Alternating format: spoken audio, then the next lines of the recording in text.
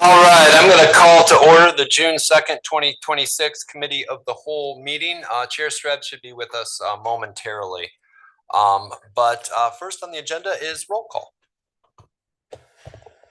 Commissioner DeLuke. Here. Commissioner Gisler. Here.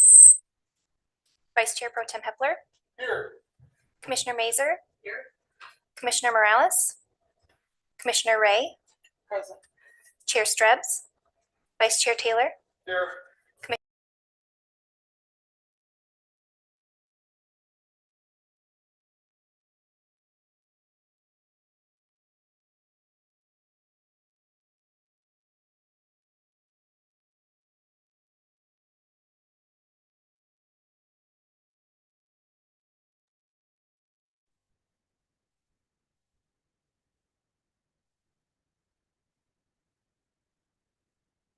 Yep, there you go. That one? Okay. Do we have a timer for this one? Yes. Okay, I'm gonna try my best. Someone can give me the one when you're getting close. All right, hi everyone. I'm Amber from Wildwood off Main, Kalamazoo, Michigan. In case my TikToks haven't hit your algorithm, on May 7th, CABA condemned the Wildwood off Main apartments. My hopes with this public comment today is to continue to spread awareness on the ongoing situation and how public perception is not always lived reality. During the following week, after the condemnment, folks started making the decision to move and were met with a Word document settlement agreement from the front office that had clauses detailing $5,000 penalties for speaking about your experience, for any negative reviews, comments, or postings. All of this to be signed by an arbitrary deadline of May 15th at 4 p.m. So some neighbors have been coerced into silence. The following after that, we recognized the staff giving tours, moving folks in, and the Facebook specifically had posted happy-go-lucky posts like refer a friend and get a reward. So we commented. Those were promptly deleted, and then I was blocked entirely. So I would love to tell you more about what's going on Facebook, but I can't. So all of the Google and Facebook reviews of this business have also been deleted. Last Wednesday, I arrived home at my apartment at 11 p.m. to tape over my stairs and an email at 7:24 p.m. admitting that the claims made by CABA were correct and we must vacate our units. So I went to bed because it's 11 p.m. By Friday, 5/29 at 10:07 a.m., we get an email stating if upper level units will not vacate their apartments, legal action may have to be taken to compel them to vacate. So now we're being threatened. Woo!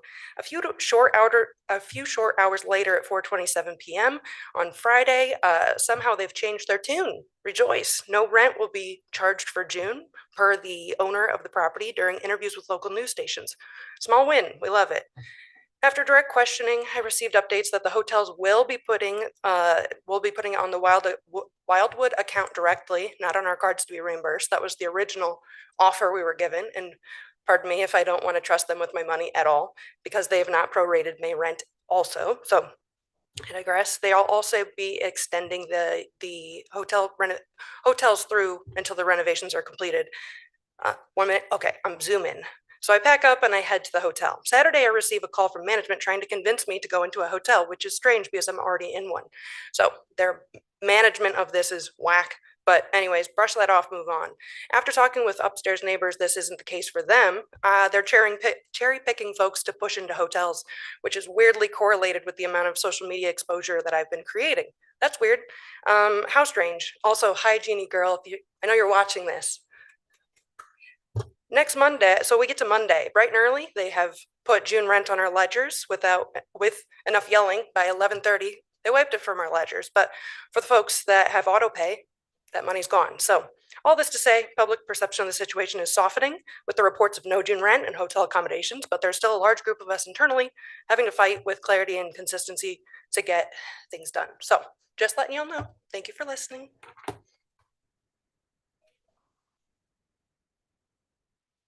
Thank you. Are there any other members wishing to address the board? Anyone online, Administrator? No. All right. Next, we have a review of accounts payable and payroll disbursements. Ryan, Director Post.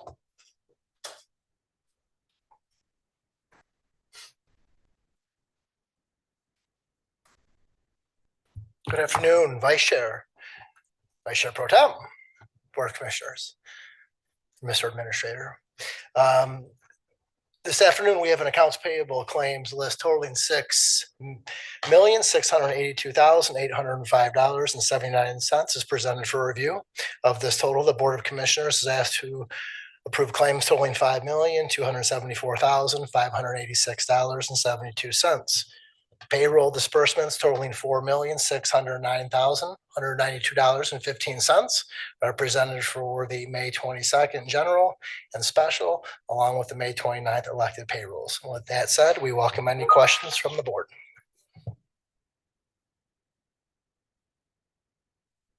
Seeing none, you're off the hook, and we have our chair back. Yay.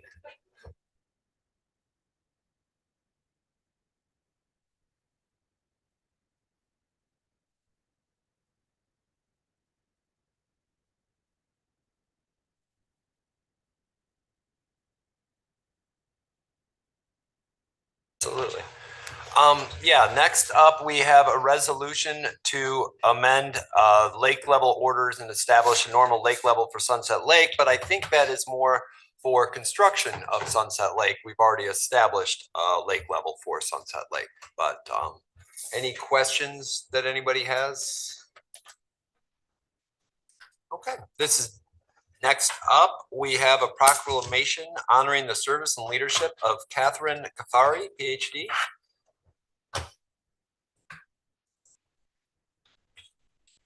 We have to move that? No, okay. And then we have a request for an approval of an allocation to planning, an ARPA allocation to Planning and Development Department. Any questions from commissioners? Next, we have a Brush the Block public art sponsorship discussion. And I think this is perfect timing, Tricia. There we go, good. All right, I think we're also supposed to acknowledge I came in at about 4:05. Thank you. And thank you very much to Vice Chair and Commissioners accommodating me while I attended to some day job responsibilities. Look at that. Okay, so thank you, Vice Chair. So this one, Brush the Block, there is an opportunity. This is a sort of a public art initiative that occurs annually. We got some information that along with exterior murals, identifying artists and artwork to go on interiors of public spaces is also available, but there is a cost to that. I think just for the board to ponder on, we've got lots of things that we need to spend money on.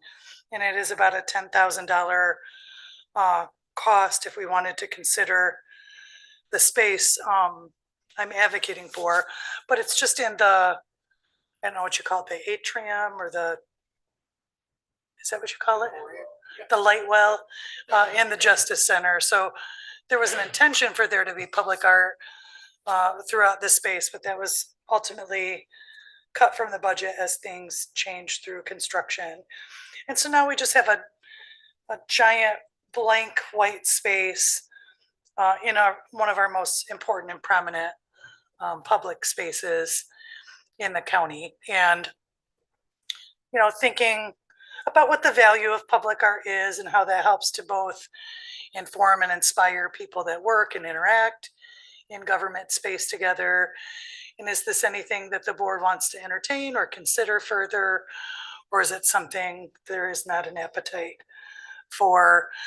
Administrator, I can't remember if there were any other details I'd asked you to, I don't think so, but you would remember better than me at the moment. So Commissioner Wheeler. Thank you, Chair. I sit with the Public Arts Commission. Jeez. And Brush the Block is a really cool way for the community to come together and show off the talent that we have in our community. I have appetite for this. I think it'd be very cool. And I'm sure that we could, I can already feel like Vice Chair's ears will perk up, but I feel like we could find money in the budget for this. I think it's really important, especially in the Justice Center, to make it not feel like this cold, stoic. I mean, it doesn't necessarily feel like that, but give it a little bit of life. I think it would make it, easier for folks who have to go in there. Thank you, Vice Chair. Yeah, the location that you had talked about, we came in under budget at the Justice Center across the street. We were a few $100,000 under budget. We never got to that public art piece. So to put $10,000 down to do that wall, I'm okay with that. Commissioner Gisler. Thank you, Chair. I'd like to suggest that we at least consider tapping into some of the older photographs and documents that exist within the community. A couple of farmers that, their farms were started generations ago, and they managed to come up with some photos of people in front of the original courthouse or something like that. And I'm not saying that that's got to be the answer, but it could certainly be a part of what we're looking for to make the Justice Center seem relevant as well as beautiful.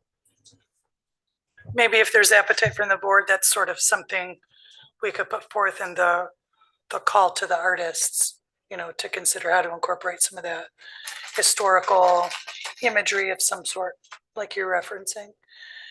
Commissioner Mazer, did you have something? Okay.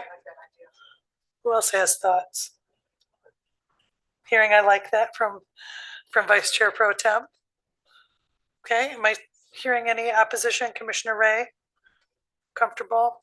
Okay, so I'm seeing general appetite to go forward and explore.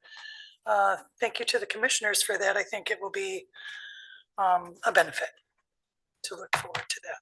Okay. Well, look at that. We just speed right along here. Yeah, goodness, all the way to 5 already. All right, who has our motions? Commissioner Wheeler. I do. Thank I'm you. so surprised. There's 2 tonight. The first one is I move to enter into closed session pursuant to MCL 15.268(1)(c) for the purpose of review of a legal opinion regarding work permit extensions.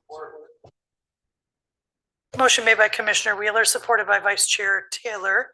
Any further discussion? Clerk, will you please call the roll? Commissioner Wheeler, Yes. Commissioner DeLupe, Yes. Commissioner Gisler, Yes. Vice Chair Pro Tem Hepler. Here. Commissioner Mazer. Yes. Commissioner Morales. Commissioner Ray. Yes. Chair Strebs, Yes, Vice Chair Taylor. 8 yes. thank you. That motion carries. Commissioner Wheeler. Thank you, Chair. I move to enter into closed session pursuant to MCL 15.268(1)(e) regarding Roland v. Kalamazoo County, case number 126CV01222. Motion is made by Commissioner Wheeler and supported by Vice Chair Pro Tem Hepler. Is there any further discussion?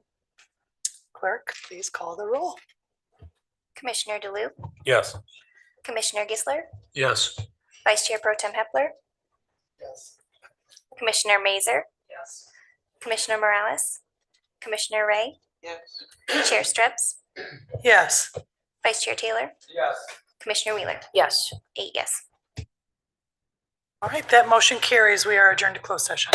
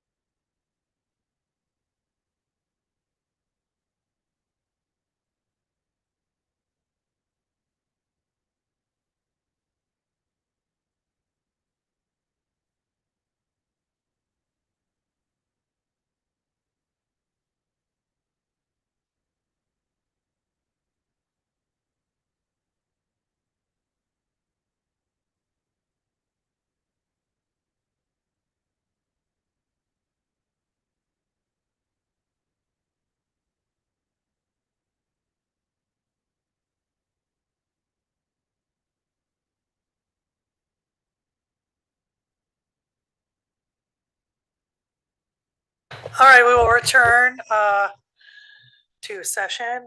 Commissioner Wheeler. I make a motion to come out of the first closed session. And don't mean to rush, clerk, sorry about that. Motion is made by Commissioner Wheeler, supported by Vice Chair Pro Tem Hepler to come out of the first closed session. Is there any further discussion? All those in favor signify by saying aye. Aye. Any opposed? That motion carries. Commissioner Wheeler, I make a motion to approve the first closed session minutes. motion made by Commissioner Wheeler, supported by Commissioner Ray. Any further discussion? All those in favor signify by saying aye. Aye. Any opposed? That motion carries. Commissioner Wheeler. I make a motion to come out of the second closed session. Vice Chair. How are we approving meetings when we're halfway in closed session? Like, shouldn't we Oh, come out of both of them come and out then of both approve of the them at the minutes? same time? Yeah, well, you can come out of them individually, but it should be back to back. I moved to come out of the first closed session, moved to come out of the second closed session. I moved to approve the minutes. of the Yes. first. Yeah. Thank Gotcha. you. Okay, so let's move out of the second closed session. That motion has been made and seconded by Commissioner Ray. Any further discussion? All those in favor signify by saying aye. Aye. Any opposed? That motion carries. Let's remove the first minutes, Commissioner Wheeler, for diligence. No, it's okay.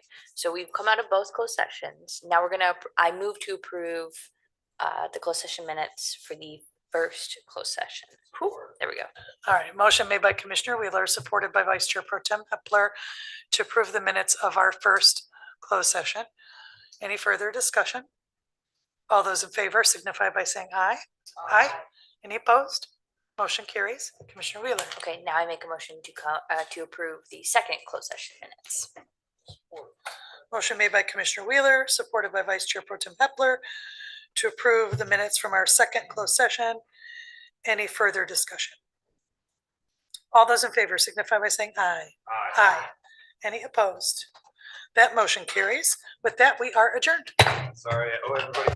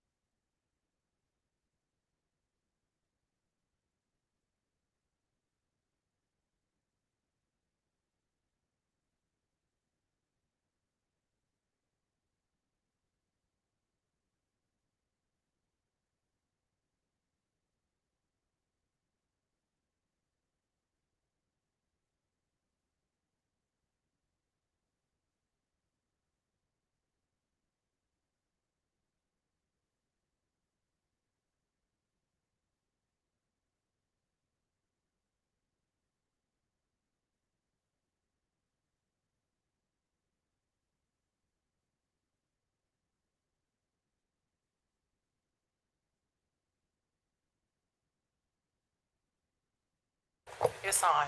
I'll just blink.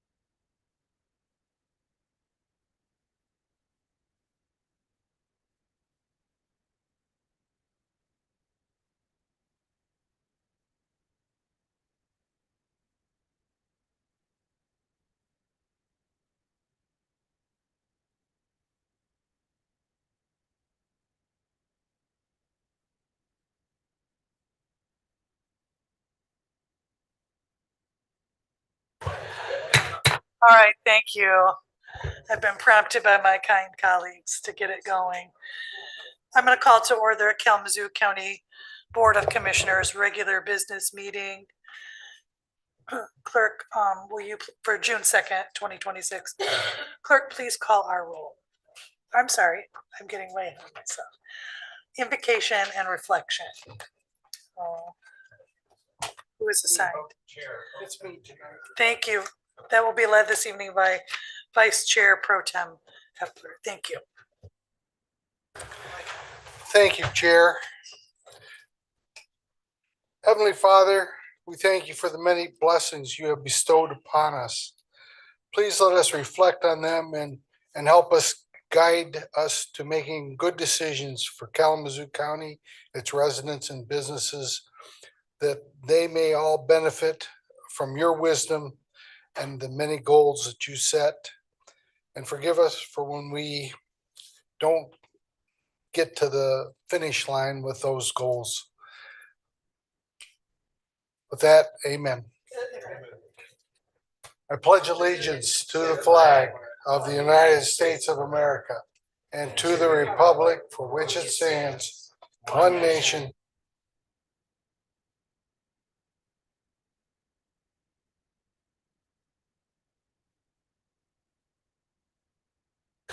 Okay, excellent. Thank you.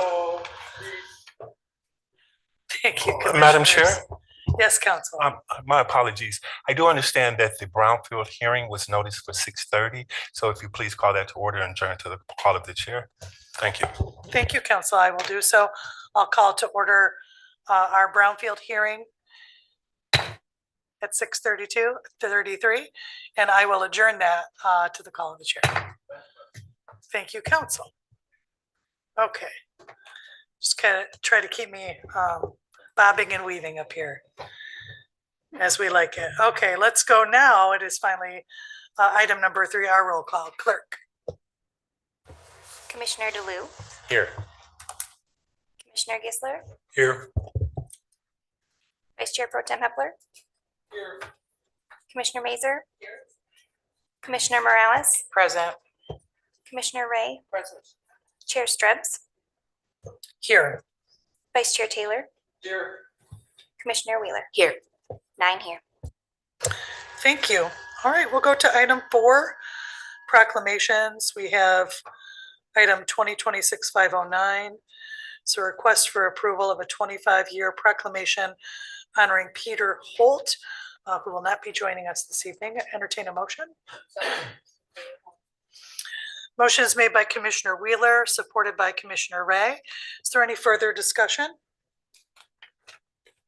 Seeing none. All those in favor signify by saying aye. Aye. Any opposed? That motion carries. Congratulations to Mr. Holt. Thank you very much for your years of service. Okay. We'll go next to item 2026-685. This is a request for approval of a proclamation honoring the service and leadership of Dr. Catherine L. Cathari, PhD. Motion is made by Commissioner Ray, supported by Commissioner Morales.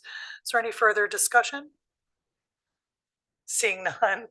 All those in favor signify by saying aye. Aye. Any opposed? That motion carries. All right. Next, we'll go to item 2026-579. This is a request for approval of the Elder Abuse Awareness Day Proclamation 2026. This is fairly short. My colleagues will entertain. Would anyone like to read this? Commissioner DeLu? I think I should probably be an elder. Yes, sure. Certainly so. Thank you.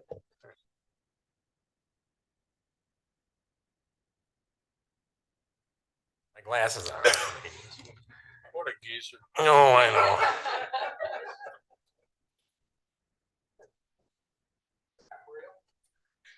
I need the younger people to pay attention to this. This is a proclamation proclaiming June 15th as the World Elder Abuse Awareness Day. Whereas older adults deserve to be treated with respect and dignity as vital contributors to our community, serving as leaders, mentors, volunteers, and more. Whereas each year on June 15th, communities worldwide observe World Elder Abuse Awareness Day, established by the International Network for the Prevention of Elder Abuse and the World Health Organization. This global observance brings attention to the mistreatment of older adults and the importance of protecting their dignity, safety, and well-being. And whereas the Kalamazoo County Area on Aging 3A is committed to raising awareness, preventing abuse, and supporting older adults, and whereas our community has a shared responsibility to protect older adults by promoting education, strengthening social supports, and supporting systems that reduce abuse, isolation, and ageism. Whereas now, therefore, be it proclaimed that the Kalamazoo County Board of Commissioners does support elder abuse awareness in Kalamazoo County on June 15, 2026, and encourages all residents to recognize and celebrate older adults and their ongoing contributions to the success and vitality of Kalamazoo County. Motion is made by Commissioner DeLu and supported by Vice Chair Pro Tem Hepler. Is there any further discussion?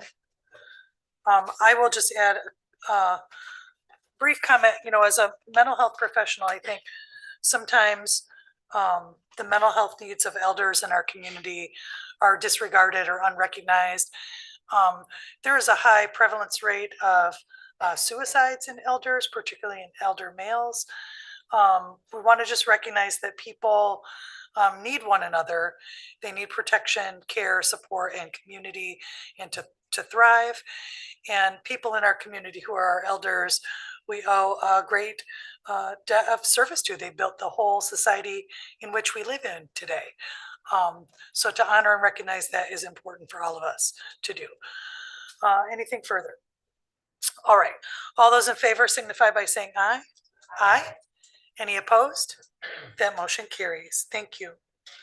All right, let's go to item 5, our communications. We are in receipt of item 2026-644. That's the Office of the Drain Commissioner's 2025 Annual Report. Item 2026-756, the Notice of Hearing for Electric Consumers of Indiana Michigan Power Company, case number U22012.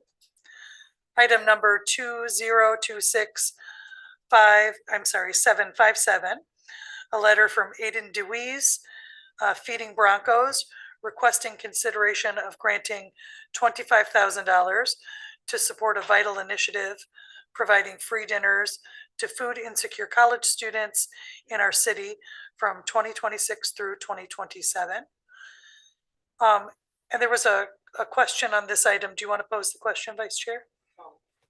Yeah, just really quick. And this is probably, I don't know if this is for administration or maybe you get back to me on this, but when we get these requests, are we informing them that we've got a portal to that they can apply for the grants thing during the budget process, like just giving them the application or whatever for that process in the future? Chair. Yes, thank you for the question, Vice Chair. Absolutely, we can do that moving forward. Thank you, Vice Chair and Administrator. All right, and then we're also in receipt of item 2026-771, Ingham County Resolution number 26-280, opposing Michigan constitutional amendment that would disenfranchise Ingham County citizens. Are there any other communications we're in receipt of from commissioners? Okay, I will just note I continue to receive communication from residents in Wildwood apartments within my district in the county, you know, under a lot of stress and housing instability because of the issues going on there. And I appreciate the dialogue that's happening and the residents who've spoken with me when I went out to talk with them, as many of them are trying to move, and their concerns you know, are alarming, and we continue to problem solve through that together. Okay, with that, I'm going to go to item 6. This is approval of the minutes. Entertain a motion for item 2026-759, request for approval of the May 19th, 26 draft Committee of the Whole and regular meeting minutes. Motion is made by Commissioner Wheeler, supported by Vice Chair Taylor. Is there any further discussion? Seeing none, all those in favor signify by saying aye. Aye. Any opposed? That motion carries. Okay. And then to item 7, approval of the agenda. Entertain a motion.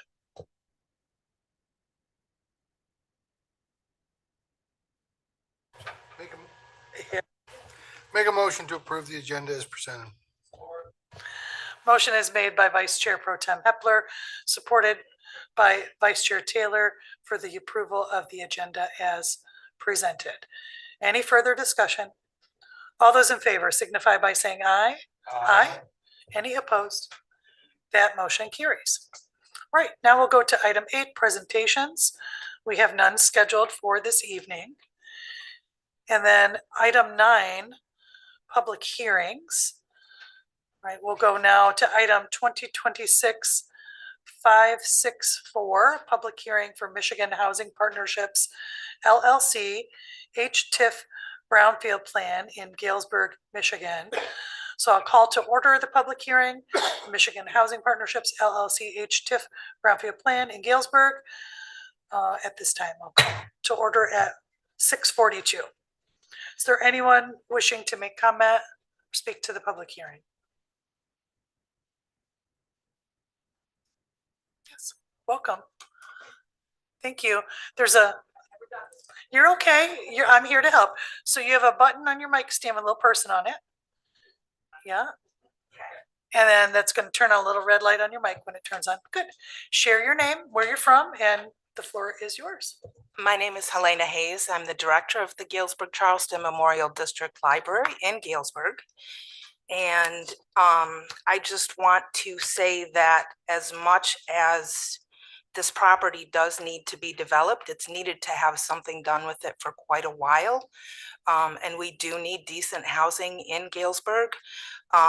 As an institution who's mostly supported by millage, I object, that's not the word I'm looking for, but I don't think they should do the brownfield. I think that we should get the taxes.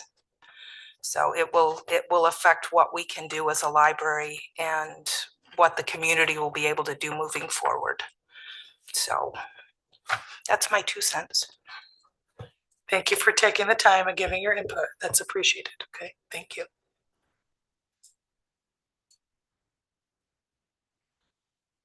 Welcome. Thank you. Good evening, Joe Augustinelli with Miller Johnson Growth Advisors. Appreciate the opportunity to be here. We're the consultants on the project. To address the point that was just raised, I just want to point out the brownfield plan is not capturing any tax revenue that exists today. All of that revenue will continue to flow to the taxing jurisdictions as it has been. So we're only talking about the capture of new revenue that's generated by the that results from the development, and that tax increment revenue is necessary for the project to move forward. But for the incentive, we don't have a project or any tax revenue that's generated. We went into a lot of details at the committee of the whole meeting, so I won't rehash any of that, but happy to answer any questions that the board may have. But we just want to say thank you for your consideration and hopefully support of the project. Thank you. I will, I have Commissioner Morales. Go ahead, Commissioner. So moving forward, would it affect what she's stating? Yeah, so brownfield plan captures all millages in the future that are generated as a result of the project, And so with the exception of debt millages. Sorry, so would that mean that the library could potentially close if they don't get? I would assume the library is never not mind. budgeting for future revenue from a project that doesn't exist yet. Okay. I don't know, I'm asking. I don't know the answer to Okay. that, but yeah. So last time we saw you, you were gonna get us an answer about the voucher. Have you spoke to? Yeah, so yeah, we did connect with the client and they did indicate they're open to talking more about it. They don't have any experience with it, but interested in learning more, not inherently opposed to entertaining vouchers on the project. Thank you. So, and just to further refine on this, the property is going to generate a higher taxable value once it's developed. Those will be captured in this brownfield redevelopment plan to help fund the infrastructure upgrades to make it possible.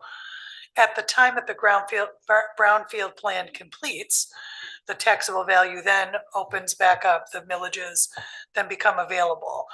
And so while this takes no income from the library it's receiving now, it does limit the increase that could have occurred in their millage for the period of the brownfield plan. What is the period of the plan, again, for the community? How long does it go, and then when it is expected to complete? So, so on that first point, it's vacant land currently, so it's generating almost no revenue. So the inflationary growth on that vacant land would be $5s of dollars per year, probably.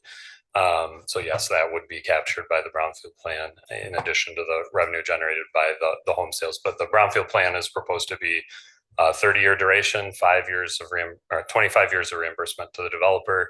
Then there is a period of time to reimburse where it's shared between capture to the county brownfield authorities, local brownfield revolving fund, and reimbursement to the city of Galesburg for some public infrastructure improvements that they're going to make during that last 5 years of the 30 years. So 25 years to the developer and then a split of the last 5. Thank you.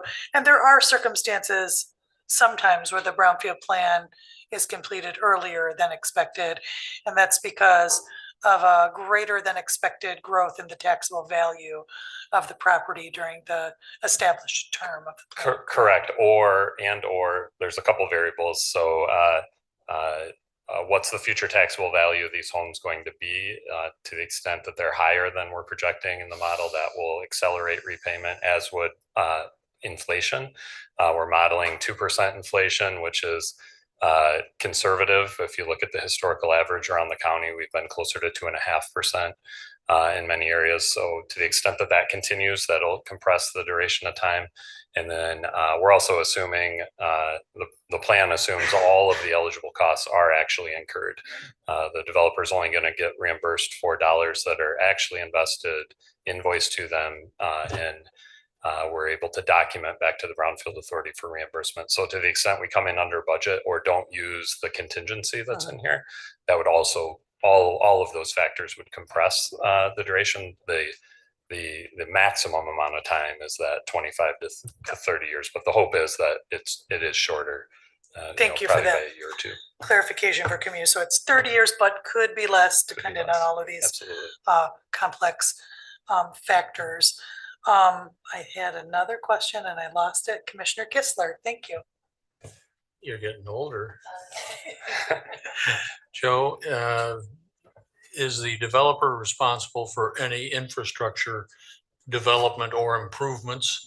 This is not going to come out of the city of Galesburg's coffers to do anything in the way of sewer, streets, water, that sort of thing? Well, there's a little bit of a hybrid on this project. So the developer is incurring all of the infrastructure costs that serve the development directly. So the new roads, sewer, et cetera, totals about $1.8 million of infrastructure, roads and pipes, and about $1 million of site preparation to bring all of that into the site and develop it.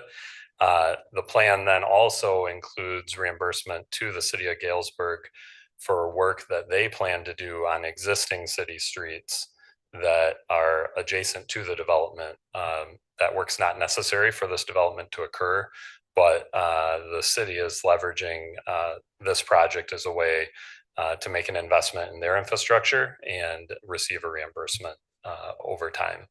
Thank you. Yep. I do remember what my other question was.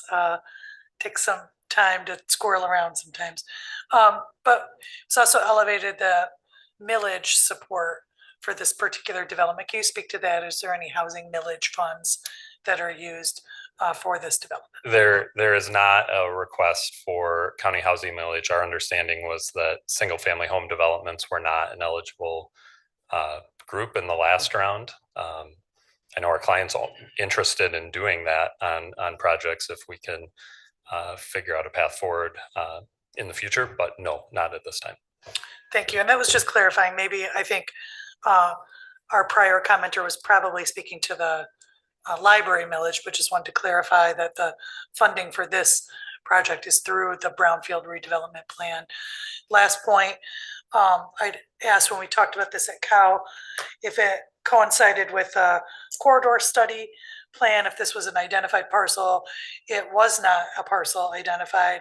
So I just lift up here the, good development that's happening, but for local units of government to consider the information in the housing corridor study, which can help them make these types of infrastructure investments in parcels that both increase their taxable value and reduce the long-term burden of maintaining infrastructure over a long period of time, which is a cost when we sprawl a bit in development.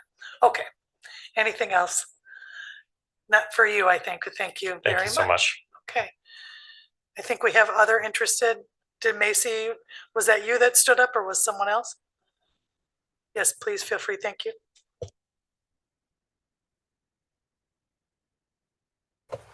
I'll just say a quick point. For a minute, I didn't think you got my email. I sent late this afternoon. It sounds like you did receive it about this did. not being in the corridor study. Just introduce Oh, yourself. I'm sorry. Thank Yeah, you so Macy much. Walters, Brownfield Redevelopment Administrator. So just came up to clear up one point about infrastructure and then also to address to make sure that you did see that this was not in the corridor.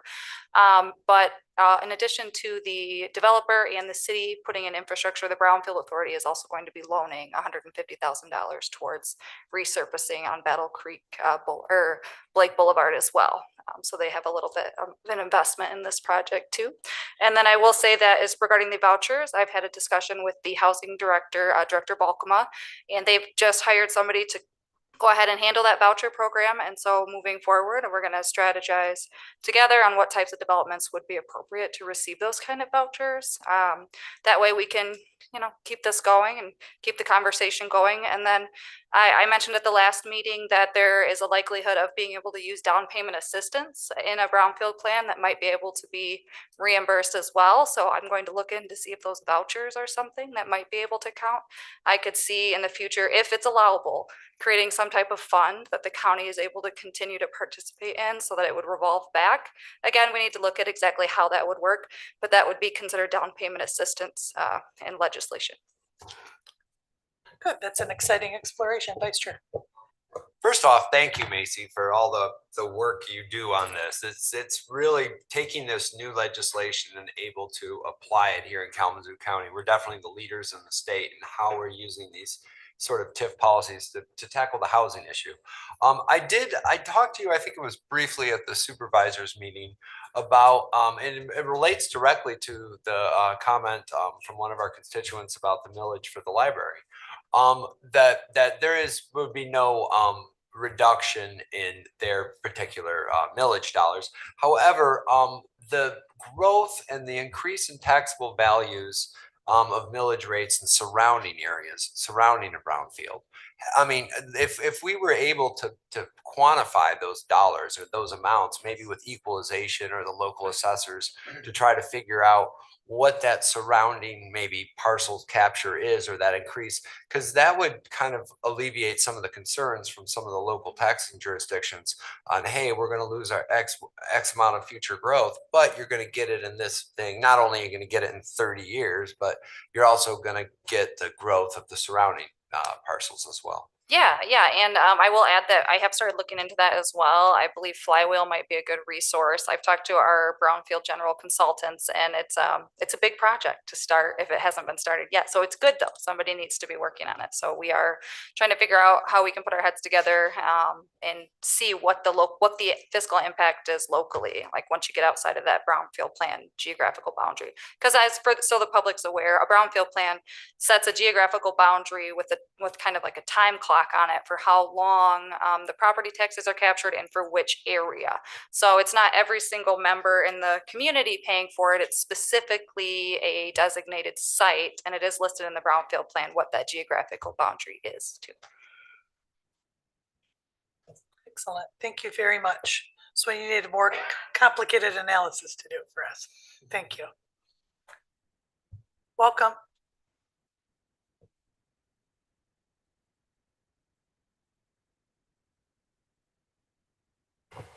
Thank you.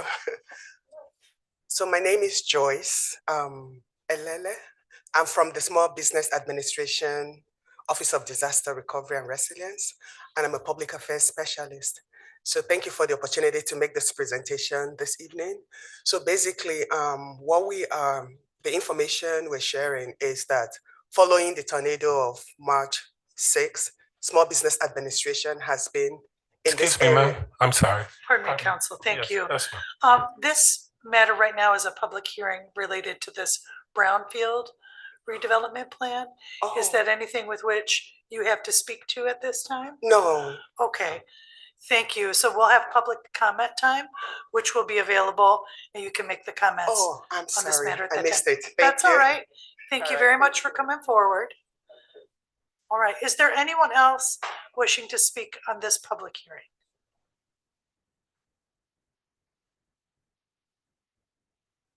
Okay, I am seeing none. At this time, I'm going to, oh, I'm sorry, thank you. Vice Chair Pro Tem, thank you all.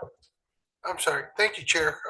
Real quick, yeah, the property tax values aren't going to be taxed, but you also, the city will be getting a nose count for revenue sharing. So they won't be, they will be gaining the number of people that their population will increase. Will also help them with revenue sharing to help provide services to their community. And I also think that it's really good that development in a city or a village is, I think, much better than in a, you know, putting one house and 5 acres and then you can't farm it anymore. So I think we have to be mindful that farmland is becoming more and more valuable, and we need to keep that in mind and try to keep the developments. This is a great, I think, going to be a good benefit to the city of Galesburg. That, you know, the developments in cities is much more preferable than building something out in the country where we no longer, where we're taking out a bunch of farm fields for houses. Thank you. Thank you. Are there any other additional comments? Thank you. Okay, with that, then at this time, I will close the public hearing. I'll adjourn that at 6:58 PM. All right, we're gonna go now to item 2026-734. We do have Mr. Schuler is supposed to be joining us via Zoom. Is he available? Good. And he'll be brought over. Thank you. I will wait for that to call that. Yes, counsel.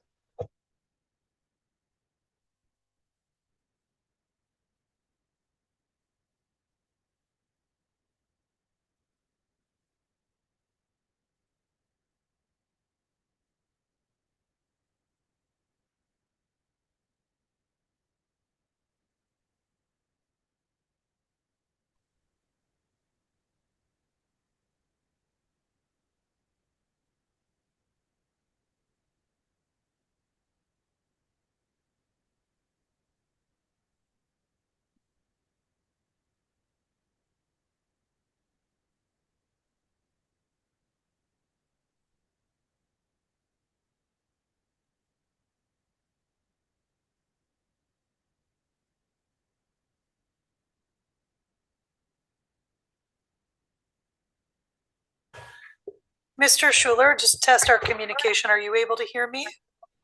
Yes. I am not able to hear you. You can't hear me? Oh. You can't hear me? Hello, can you hear me? The meeting is noticed for 7, so I am going to call the hearing to order. We'll call that to order at 7 PM.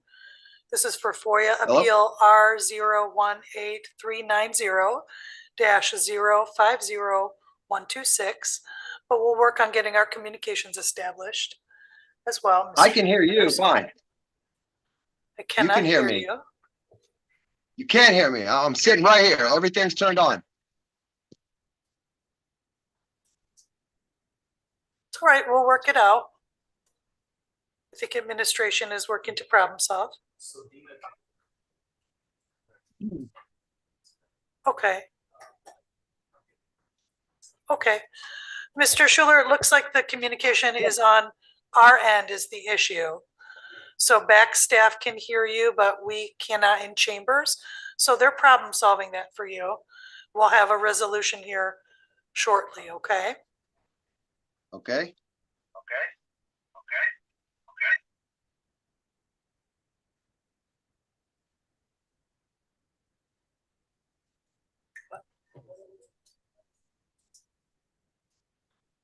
I don't know.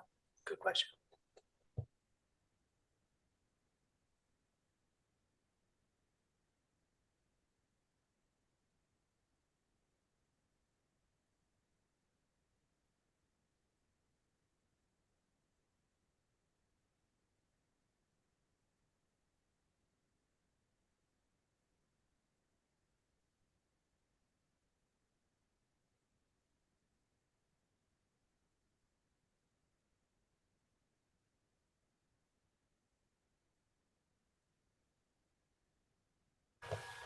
All right, Mr. Schuler, thank you for your patience. I have been given a Yes. phone number and a PIN Okay. that I'm going to give to you. I'd like you to call the number and enter this Okay. PIN. And we'll see if that establishes our communication. When you're ready for me to give you a number, can you nod your head at me and I will read that to you, okay? You ready? Okay. The number is 855 925 2801. And then when you dial that number, you'll enter a PIN. And that, are you ready for the PIN number? Yes. Yes. The PIN number is 10748.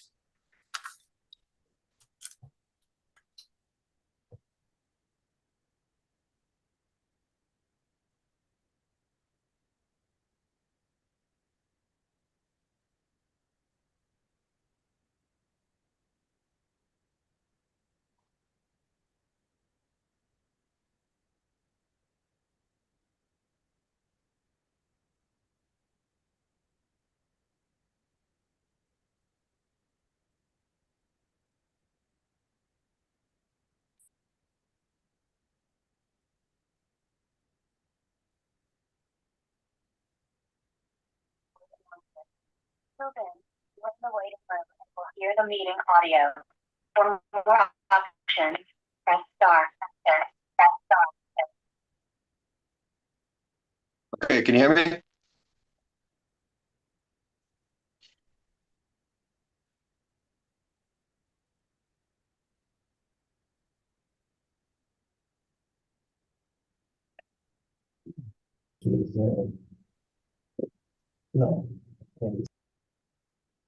Hello? Hello? I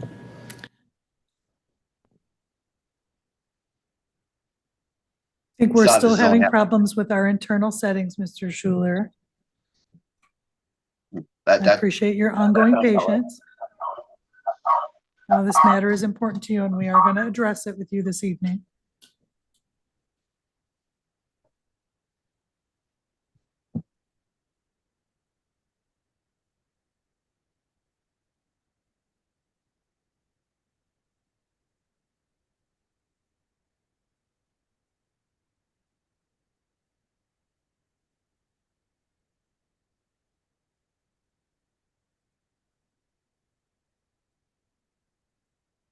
Mr. Schuler, could you please say something? yes, I'm here. Yes, I'm here.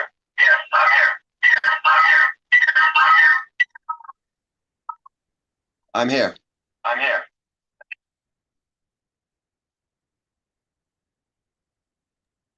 Hello? So, Mr. Schuler, as the staff is trying to problem solve this issue, I'm just going to try to pinch hit, okay? I believe that I have your contact number. I'm just going to call you directly on my phone. I'll then put it on speaker, which will feed it through the microphones so that the board is able to hear you. Is that acceptable to you? Yes, that's fine. Yeah, that's fine. Yeah, that's fine. Yeah. Can you nod to me? That is, thank you so much. All right, I'm gonna call you. Now you may need to hang up the call that you've made and mute your Zoom so that we don't feedback once I connect with you via phone, okay?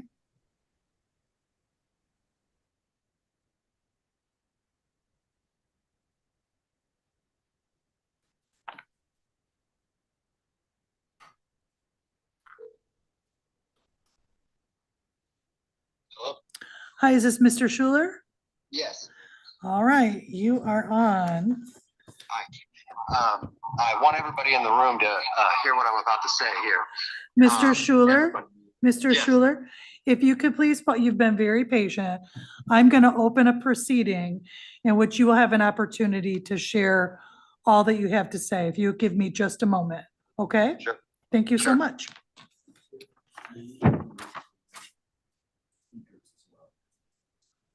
Sure.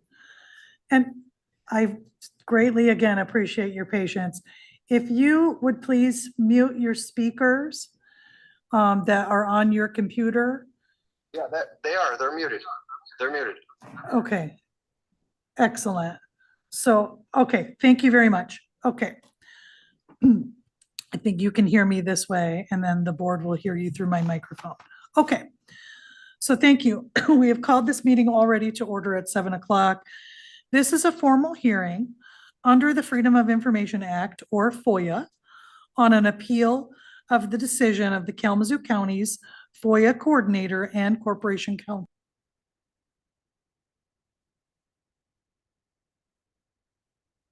Hearing on his appeal of the denial for these records is being held pursuant to MCL 15.240 et sequitur.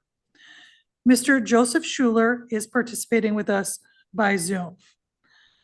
At the close of this hearing, the Kalamazoo County Board of Commissioners shall be asked to do one of the following.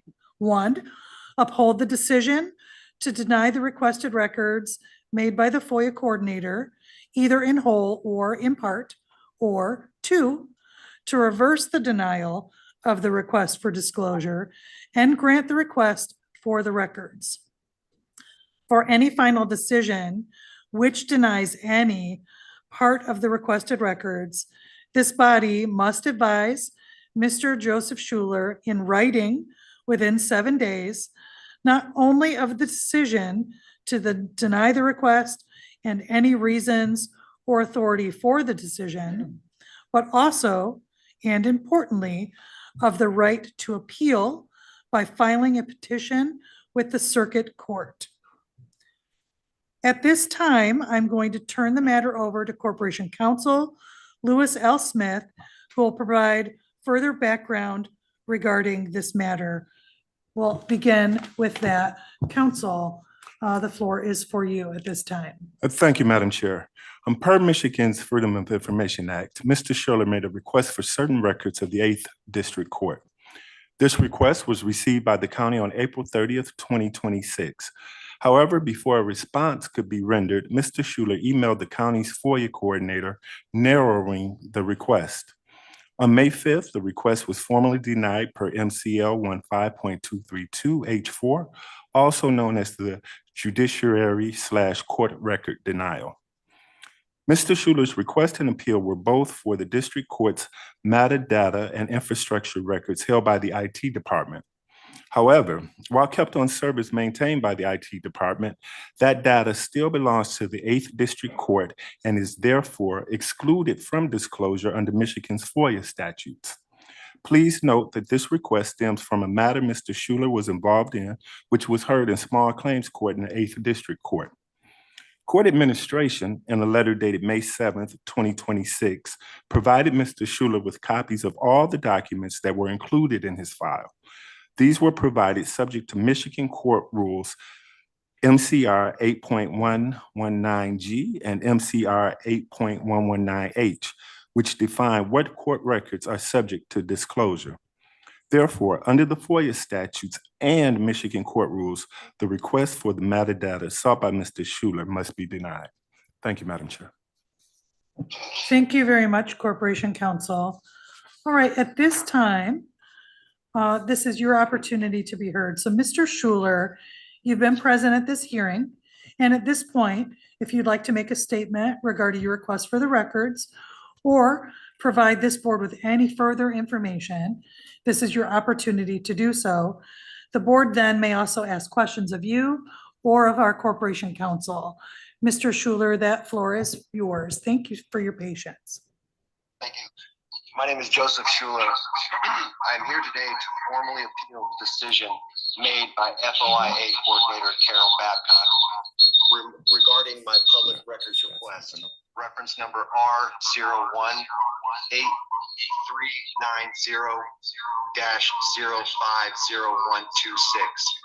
R018390-050126. Mr. Schuler, I am so sorry to interrupt you. We are having feedback. I want you to just verify again that your Zoom is muted. Yeah, it's muted. Oh, that already sounds a bit better with you Okay, stepping I'll step back. way away from it, yeah. Thank you. The coordinator denied my request applying a blanket judicial exemption, claiming the requested items are court records governed by Michigan Court Rule 8119. This application of rule is legally incorrect. I am not seeking court records. I am seeking county infrastructure audits. To be completely explicit, I have not requested case files, motion papers, judicial opinions, or trial transcripts.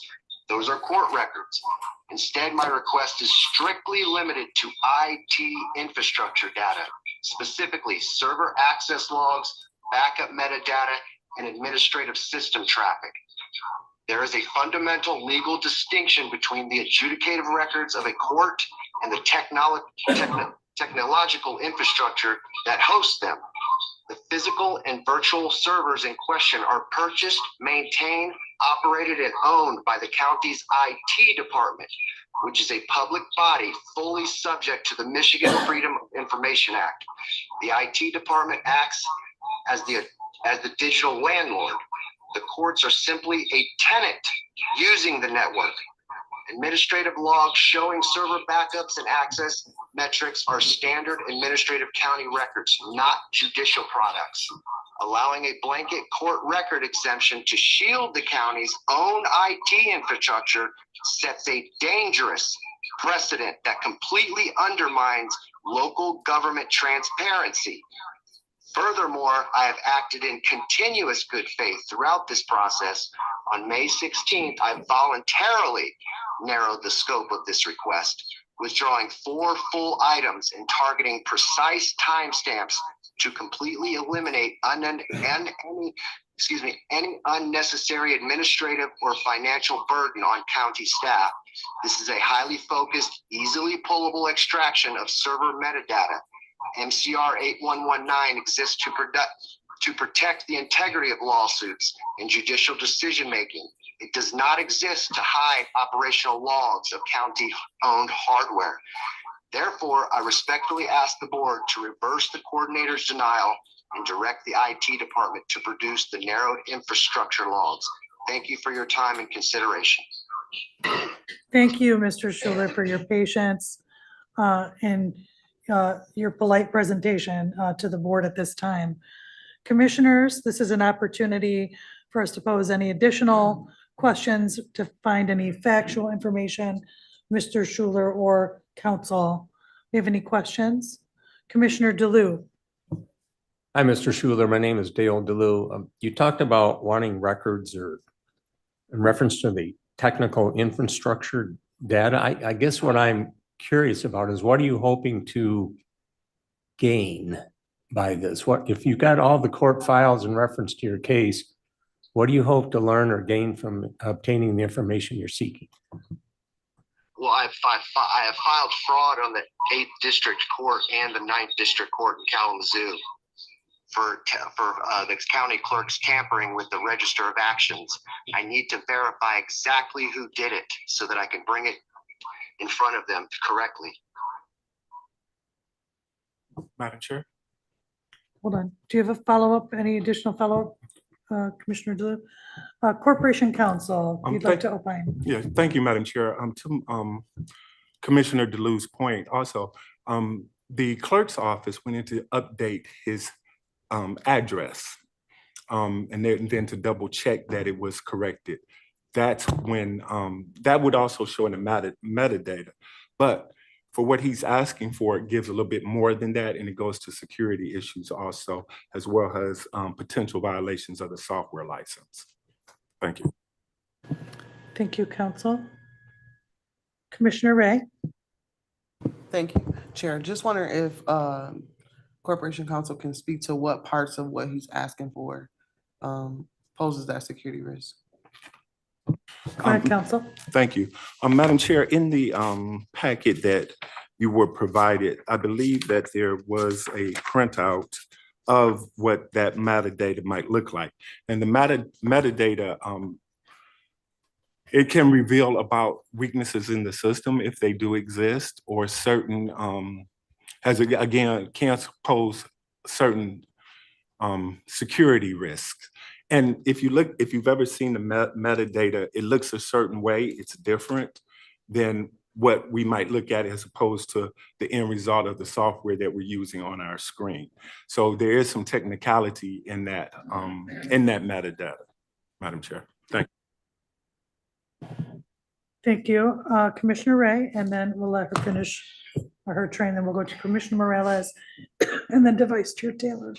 Well, I guess I just have a follow-up to that. So would that be, there's a long list of things that he's asking for. So would that fall under number 3? Like, I'm asking like what part specifically, like he's asking for the name and title of the IT director, there's a long list of things he's asking for. Is there something specific that will pose that security risk? I'm sorry, thank you, Madam Chair. The metadata itself would pose that security risk. And I thought it was provided here, but I can't provide that just so you can see what it looks like. And I'll tell you, it looks very technical because that's what it is. It's the technical writing behind the keystrokes, behind what's being inputted into the computer system, which would include usernames and passwords that go along with that. Okay, so without all that technical stuff, so would that be number 1, number 3, number 2 on the list of things, items that he's requesting? That's my question. Sorry. It's on page 4. No, yeah, I'm with you, Madam Chair. I'm just looking. If you look at number 3, and that's what the issue is. Okay. All metadata for any entry of the Register of Actions for case number 2424088178SC that has been added, modified, deleted, specifically including but not limited to, and then it goes on further. And it's the keystrokes behind that. Behind putting that information out there. And we don't know where that information will end up once it's released. Thank you. Yes, Madam Chair. Again, he did narrow because he did narrow. This was the original request, and then he narrowed it to the metadata and infrastructure request. Mr. Schuler.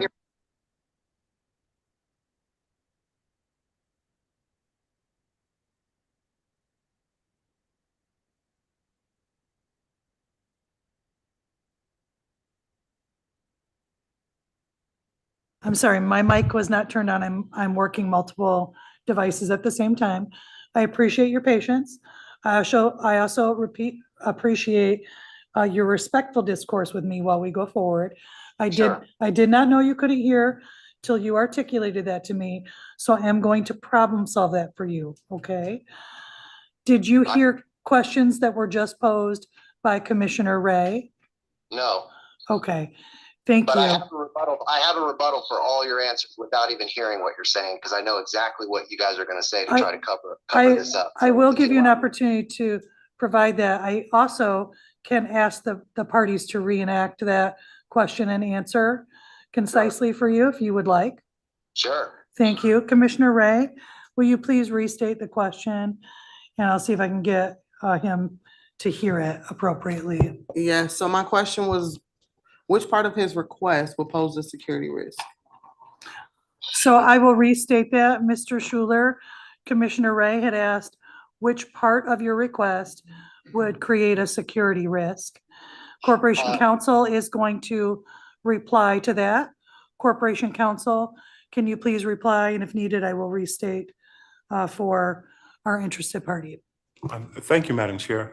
As indicated, he did narrow his request to items 2 and 3 as follows.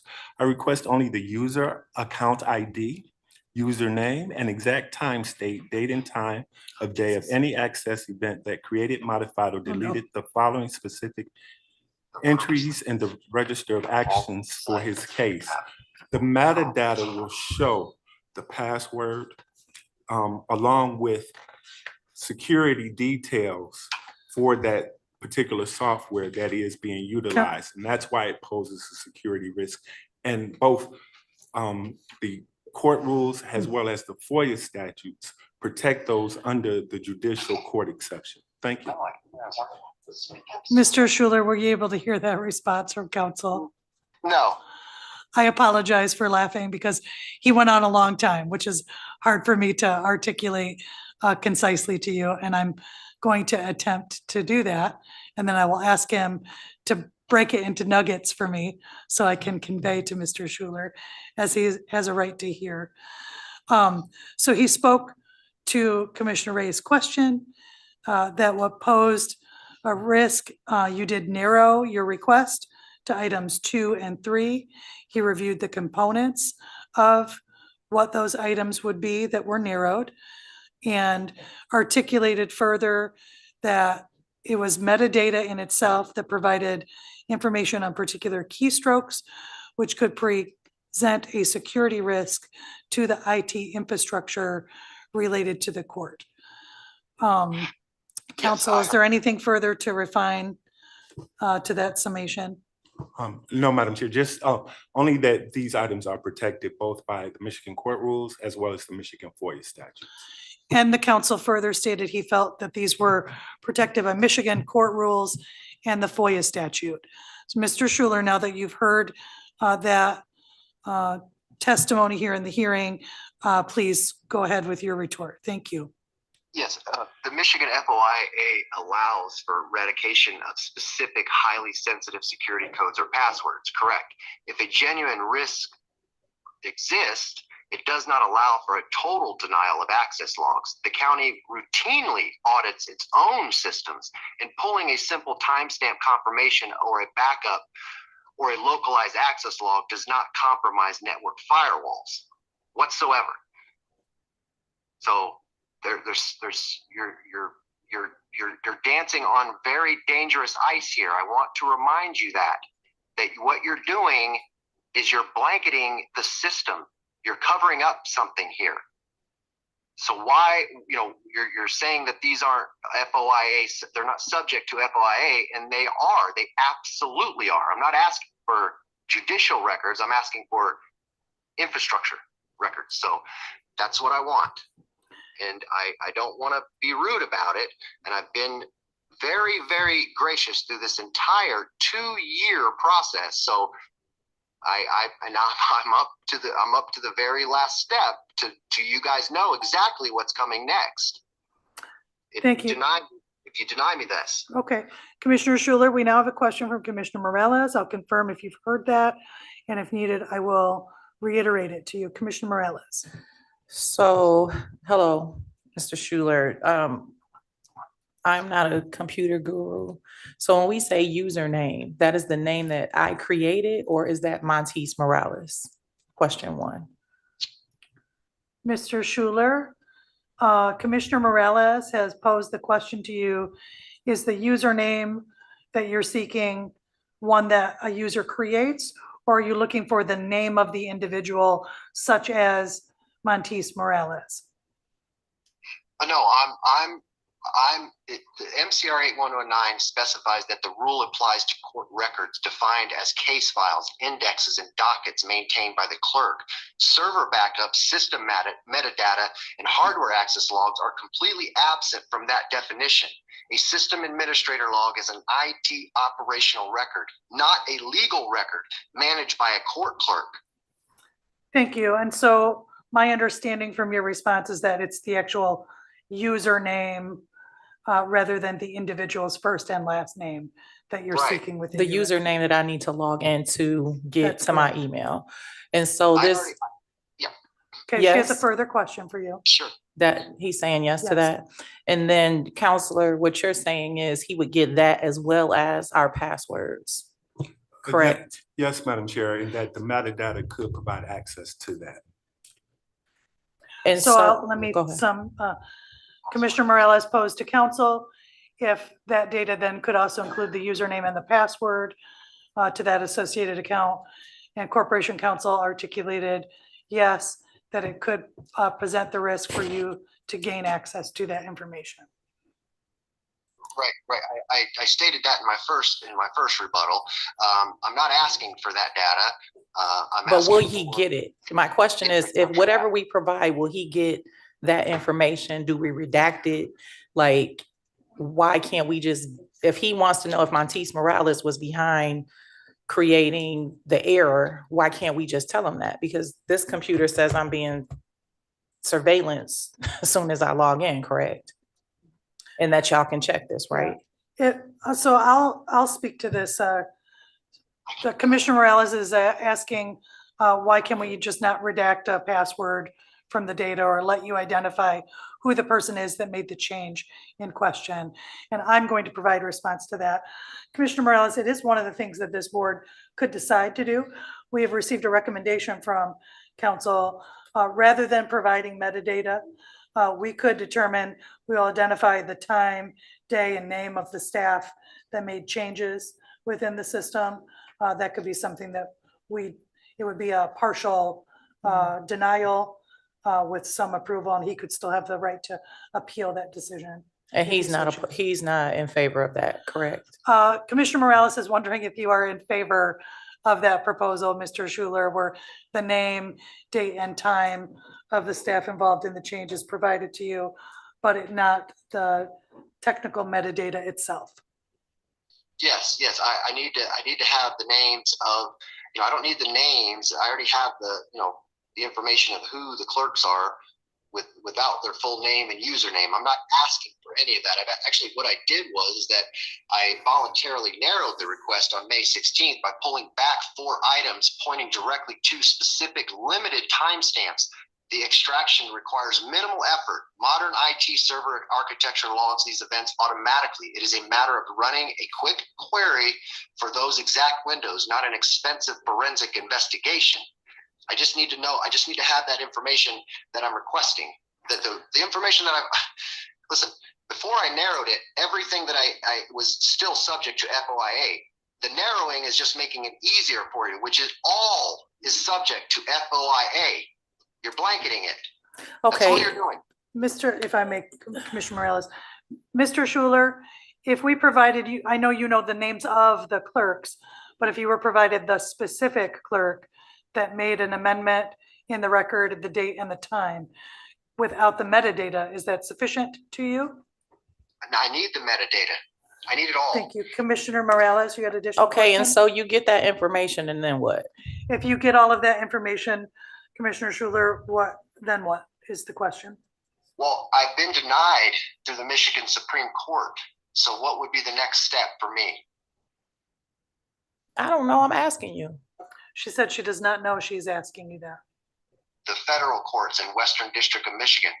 So you've been denied by the Supreme Court. You're coming back to us. And if we deny it, you're going to go to federal court? Well, what else would I do? I'm asking. I don't know. I've already filed fraud on the court through the 8th and the 9th. And then as soon as I filed the fraud, they put a stay order out into the 8th district. And then the 9th district is just continuing holding up the fraud. Yes. I have heavily documented fraud of tampering of the Register of Actions in the 8th district court. Heavily documented. Okay. Where they were just making up whatever they wanted in this Register of Actions. Also, the defense attorney in Brian Warwick Morris introduced a ghost document into the case that had no record whatsoever. He just filled out a document, put the magistrate's name on it, stamped it on it, and handed it in as if it was a official court docket.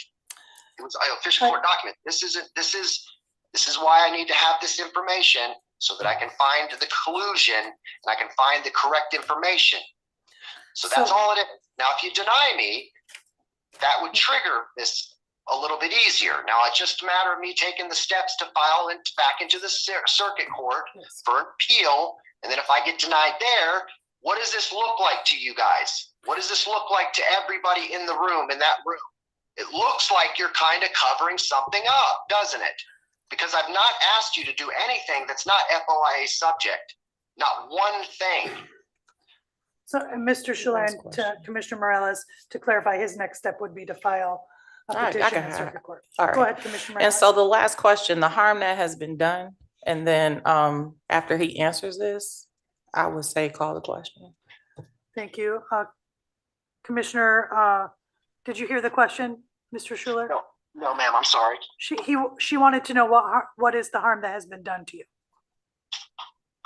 Well, initially what had happened is my automobile was destroyed. And then it turned into, it was just a simple small claims thing. And I gave them an out. But the defense attorney doubled down on his fraud and started filing fraudulent documents. Then I realized that what was happening is that the tampering of the Register of Actions, it appears that the county clerk in the court clerk's office is colluding with the defense attorney and allowing this fraud to happen. And it's been just blanketed through the entire thing. The Court of Appeals relied on this fake document to dismiss my case, as well as the Michigan Supreme Court. So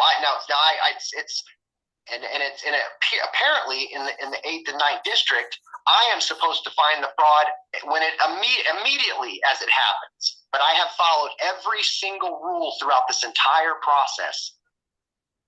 And I'm telling you, what is happening right now, it's very dangerous to do this, because what you're doing is the public of Kalamazoo is looking at you saying, why not give this information? Your transparency is becoming very, very thick. We can't see you anymore. Thank you. Mr. Schuler, I have a last question for you. Have you been provided the employee name that made changes to the court register that you had questions about? Well, the initial woman, the woman that was the one that time stamped amended the fake document, her name was Stacy Simon.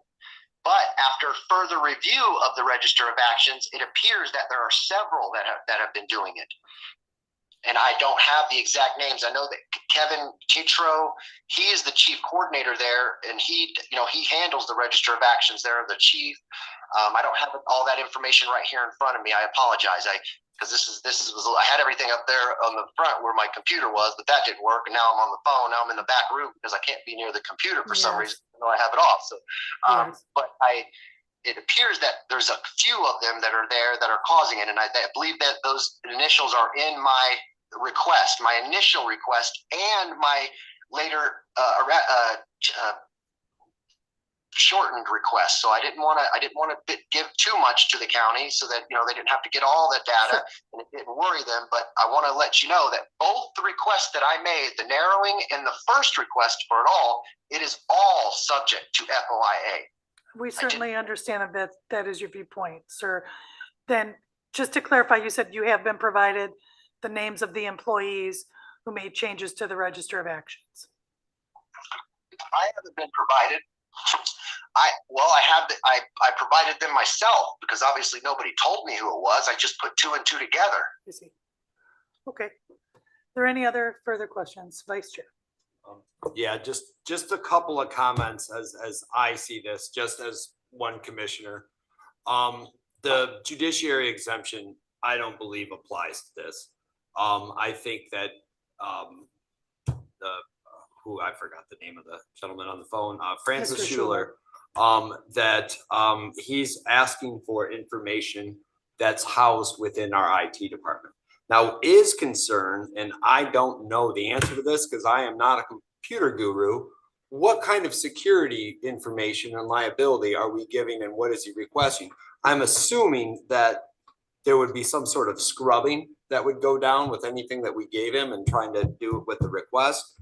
But I mean, I see this as our reason for denial would be on a security issue, not because it's exempt from the judiciary exemption. I don't see that applying here because it's housed within IT. You take that one step farther, is anything in IT, since it also houses judiciary, does that a blanket exemption that applies to everything? I don't know the answer to that. I'm gonna have to think about this for a while before I decide on it. But this is an interesting, quite frankly, I think this is one that should probably be decided by a high level judiciary that decides what is judiciary exemption and what is not. The fact that us as county commissioners are having to decide this is kind of crazy. I'll say that. And then the second thing I will say this, I'll get in trouble at home if I don't. The county clerk does not oversee the court clerk's office in Kalamazoo County. The county clerk has nothing to do with the court clerks. So that's Madam Chair, Yes, counsel. it's important to distinguish that while the information sits on the servers of the IT department, they do not belong to the IT department.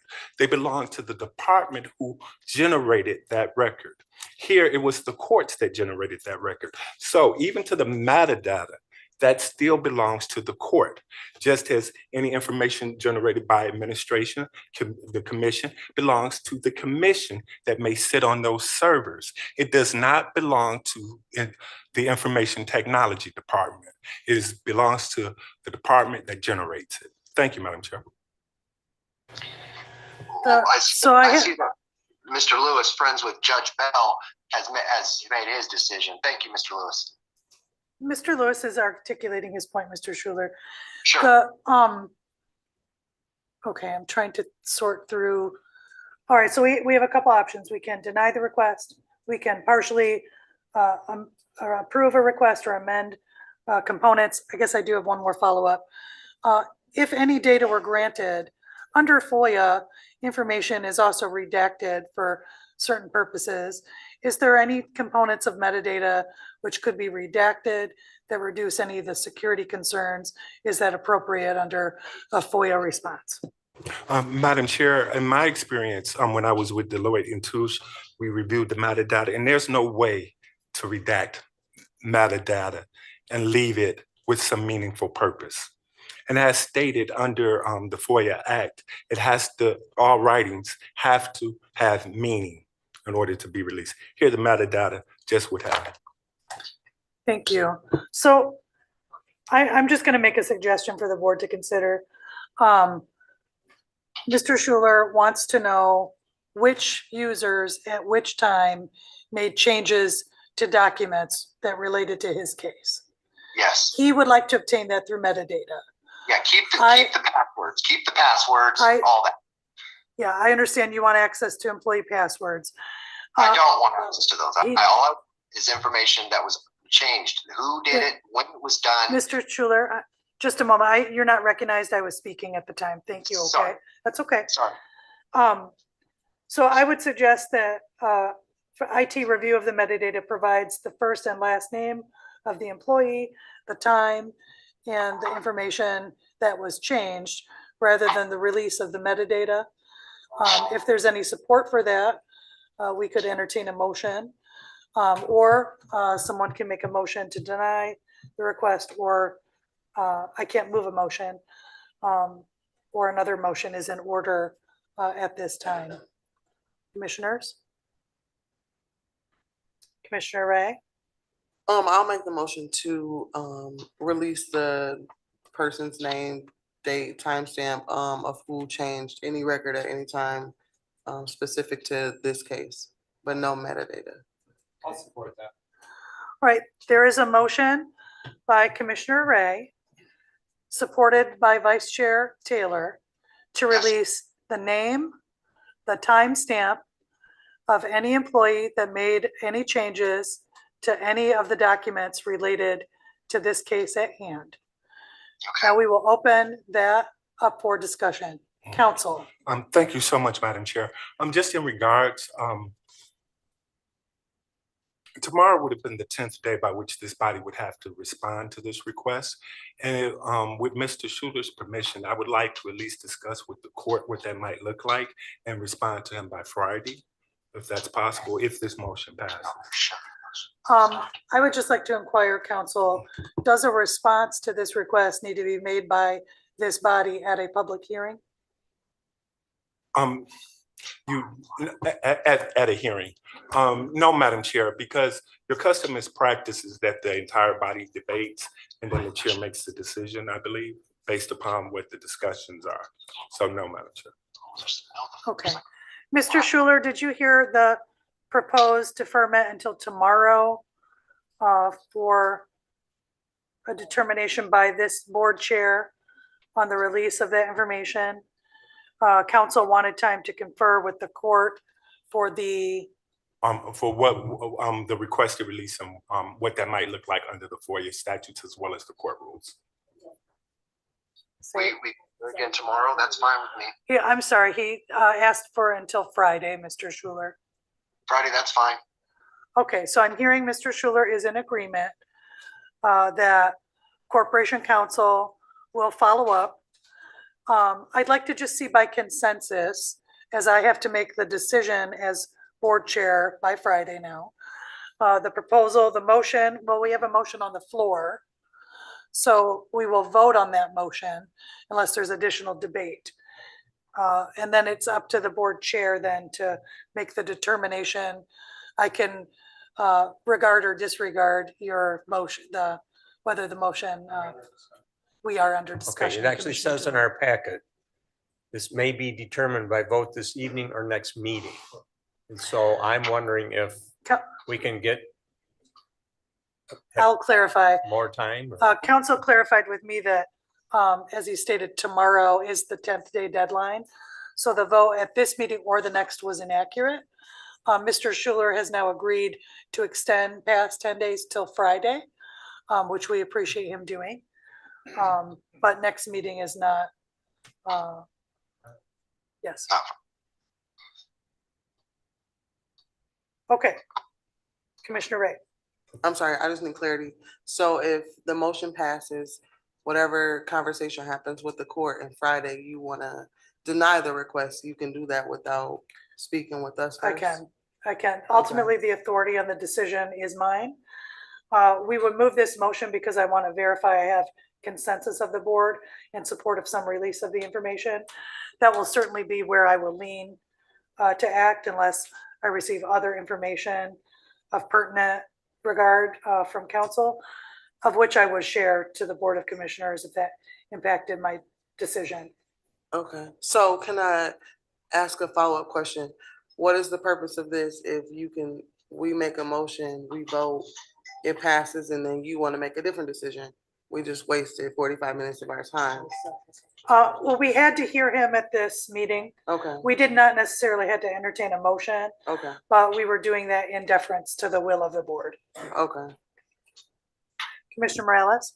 So clarification, counselor is going to take this information to the courts. In between that, did I just hear you say that you will share what has been discussed before you make that decision? Administration will. I will not be able to share it with the board, but I will ask Corporation Counsel or administration. But you won't make the decision until they share in case we have Correct. questions. That is correct. Thank you. Yep. Okay. The other option is to rescind the motion, or we can move the motion forward. I'm hearing, okay, there's a motion, there's a second, there's no further discussion. All right, clerk, let's call a roll. Council, yes, I'm sorry. So sorry. I'm sorry, roll has been called. It has been. Yep. Go ahead, clerk, please call the roll. Commissioner Wheeler, Yes. Commissioner DeLu, Yes. Commissioner Gisler, Yes. Vice Chair Pro Tem Hepler, Yes. Commissioner Mazer, Yes. Commissioner Morales, Yes. Commissioner Ray, Yes. Chair Strebs, Yes. Vice Chair Taylor. Yes. 9 yes. All right, the 9 yes, that motion carries. Mr. Schuler, at this time, the board has made a motion in support of partial release of the information you've requested, including the names of the employees, the time and what changes were made to your court records. This will be taken by council to advisement with a determination made by me by Friday, which you will hear additional communication from us. Is there anything further, council? No, thank you. Mr. Schuler, is there anything further? No, so do you guys want me to come back here on the Friday? No, you do not need to come back here. You will receive direct communication from county administration regarding my final determination. Through the portal? What manner will he receive it? It will be through the portal, I've confirmed, yes. Yes, ma'am. Okay, thank you. Thank you. Have a good great day. evening. You too. Bye. Okay, that was a little bit, can we take a 5-minute recess? Let's take a 5-minute recess.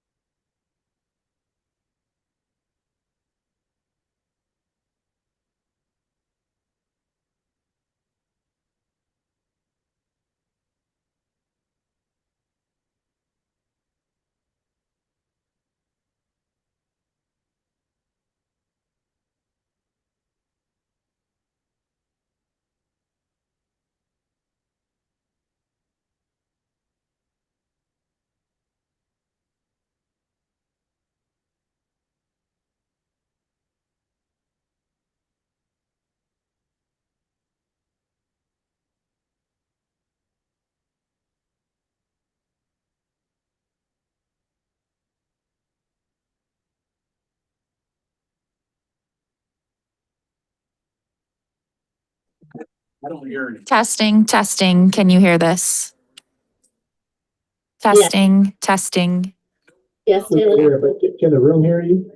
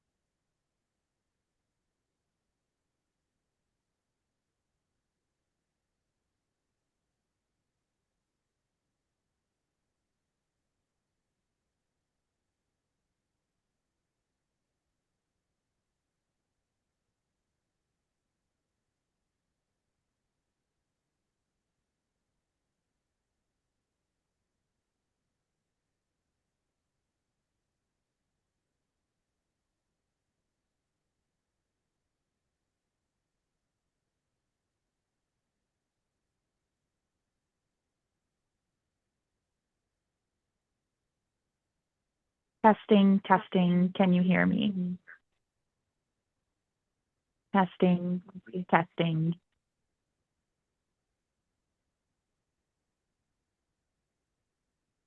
Testing, testing. 1, 2, 3.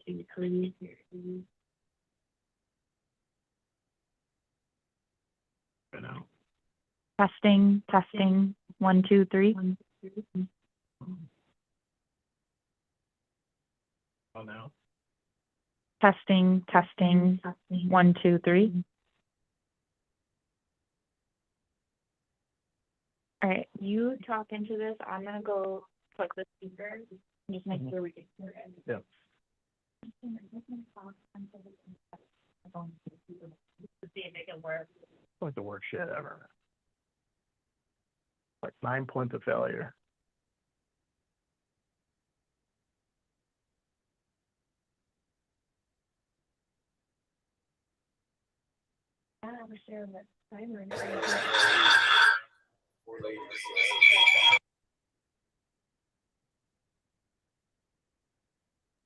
Hey Taylor, can you hear me?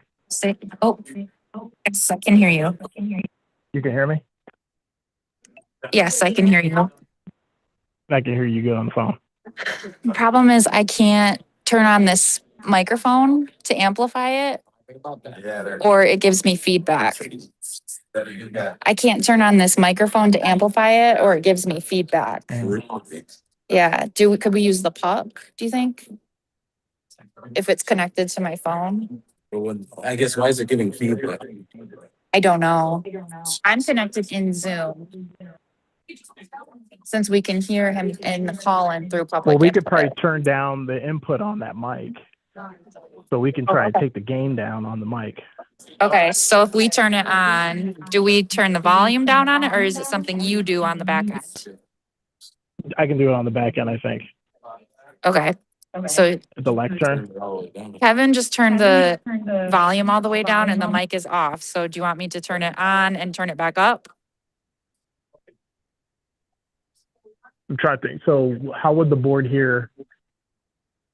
Yeah, I mean, how can anyone hear what is being said by the person online right now? Just through my phone, but Kevin had turned the microphone down all the way and off, so I was just gonna turn it back on. Well, this is Yeah, turn it back on. So I'm trying to see if the Oh, for person there. on the Okay. phone could. All right, 1 second, I'm turning it on. Just kidding, there's no. All right, community, thank you for your patience. I'm going to call back to order Kalamazoo County Board of Commissioners. With all that ado, we are now at item 10, which is our opportunity for public comment. Public Yeah. comment can be made in She- person or she by called it. phone by calling 855-925-2801 and entering meeting code 10748. You then press *3 to join the queue, which we hope will work. It is not working. Okay, so my apologies. Administration has confirmed that number just provided is in fact what was not working. If you wish to speak during public comment, you must now be present. Once you are recognized, please share your name and where you're from. It's your first opportunity to address the board for up to 3 minutes in a professional and respectful manner on any topic. Once you're recognized again, please share your name, where you're from. Is there anyone wishing to make public comment? Welcome. Thanks for your patience. Hello. Good evening. My name is Caleb and I work with the Campaign for Criminal Justice Transparency. I want to speak tonight again about the jail telecommunications contract currently in the procurement process. Last Wednesday, I was able to attend the mandatory pre-proposal meeting for this contract. I want to personally thank Dr. Catlin for ensuring that the public was able to attend and for following up to make sure that happened. That meeting was a meaningful gesture of openness, but I want to speak tonight about an opportunity to take that openness one step further, because that meeting may be the only public touch point before a contract is awarded. From here, proposals come in, they are evaluated internally, and a recommendation will be made before the public has had a chance to weigh in. I want to be clear about who this contract actually affects. It is not just the roughly 380 people inside the Kalamazoo County Jail on any given day. It is every parent, every child, every attorney, and every support system in this community trying to stay connected to someone inside. This contract sets the price and conditions of those relationships for the coming years. According to the RFP, it could remain in effect through December 31st, 2032. When you look at how proposals will be evaluated under this RFP, the criteria are thorough. Vendors will be scored on their experience and qualifications, their financial and operational capacity, their legal and regulatory standing, their cost proposal, and their compliance with the solicitation requirements. Those are all reasonable standards, but the families this contract actually serves do not appear anywhere in that framework. There is no existing mechanism for their input, and that is a gap this board has the ability to close. The RFP states that the county reserves the right to withhold, quote, all information regarding this procurement until after contract award, including the identity of offerers, the content of proposals, and the county's evaluation and results thereof. But the word that matters most is reserves. That is a discretionary choice, not a requirement. The same discretion that allows this county to withhold that information also allows it to share it. We are simply asking this board to lean into it in the direction of the community it serves. Under the process as it currently stands, the public will not see the proposals being submitted. The public will not see how those proposals are evaluated, and there's currently no announced opportunity for public comment before a contract is awarded. For a contract that could remain in effect through 2032, that is a significant amount of trust being placed in a process that the public cannot meaningfully participate in. So tonight, under our broader call for transparency in this process, we are bringing two requests to this board. First, that submitted proposals be made available for public review before a contract is approved. And second, that the county establish a formal public hearing before a final decision is made. If this contract will govern how thousands of Kalamazoo County residents stay connected to the people they care about for the coming years, those residents deserve an opportunity to see the proposals, understand the options, and have their voices heard before a final decision is made. Thank you. Thank you, Caleb. Who else would like to join us? Welcome.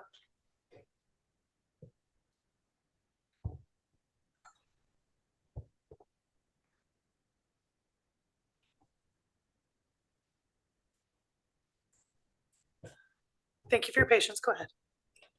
Good evening, Commissioners. My name is Shashante Collins. I'm the Executive Director of the Campaign for Criminal Justice Transparency. Tonight, I want to challenge us to stop settling for equality as the goal when it should be justice. Justice is what happens when barriers no longer stand in the way of opportunity, connection, and dignity. That pathway begins with equity. It begins by recognizing that some face greater barriers than others, and we need to make intentional choices to reduce those barriers. We are asking you to invest in this through the telecommunications contract over the upcoming months. 2 of 5 recommendations we have asked for should be happening because of new federal regulations that took effect in April of this year. Under those rules, new contracts cannot include site commissions and junk fees that families have been charged with for years. That is the federal minimum, but we can do more. I'm asking you to explicitly prohibit commissions and junk fees within the contract itself. Why? Because federal rules change, and Americans have watched years of litigation, appeals, and regulatory changes. What is prohibited today could be challenged tomorrow. A local contract with strong language gives our county the ability to protect residents regardless of what happens in Washington. Also, transparency. True transparency is an upfront commitment. It means inviting the public into the process from the beginning, not after decisions have already been made. It is not something that happens after someone discovers a problem, files a records request, and demands answers. FOIA is the minimum standard of transparency to me in this process because true transparency means making information available from the beginning, not after a resident knows enough to ask for it. Take it a step further and provide a public comment period, one that gives residents sufficient time to review the information and provide meaningful feedback, and gives you time to deliberate and make a final decision. Also, the FCC says that the maximum rate for a jail our size under a new contract is 12 cents per minute. We're asking for 10. Why? Because doing what is legal is not always the same as doing what is right.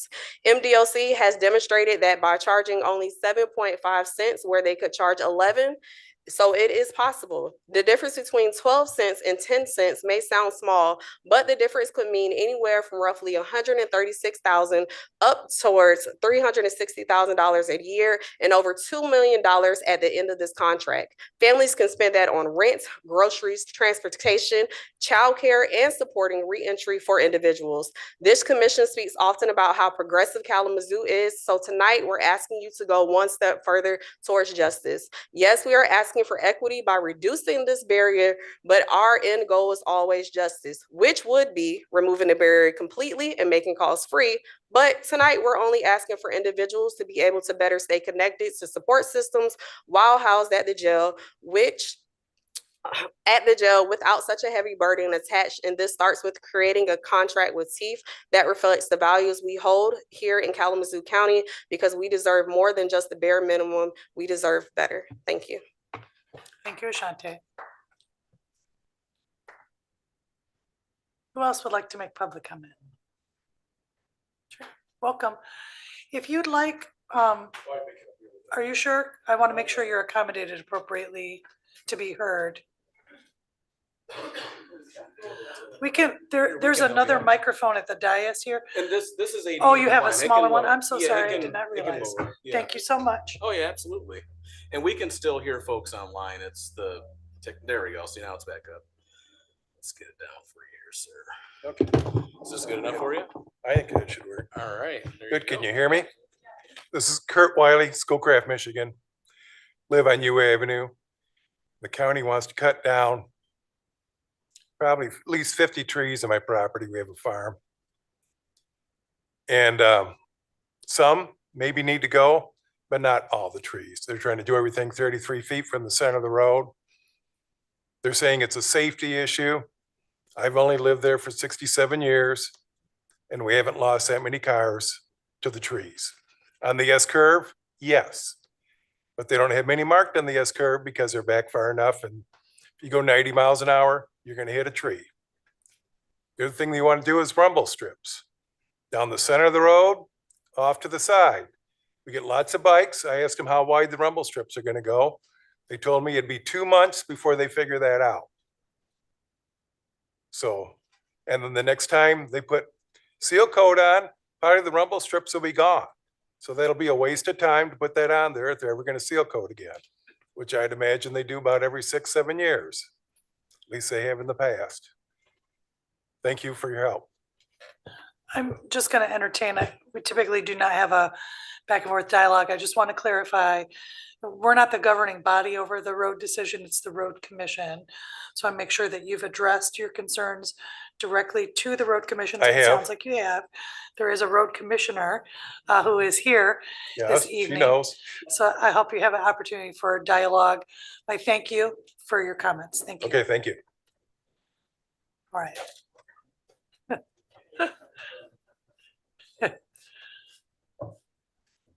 Let's move this back up for you. Oh, no worries. Of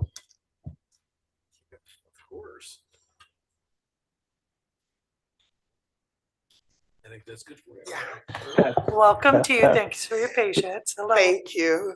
And I'm sorry for, not following protocol. Sorry. So my name is Joyce Elele. I'm a public affairs specialist with the Small Business Administration, Office of Disaster Recovery and Resilience.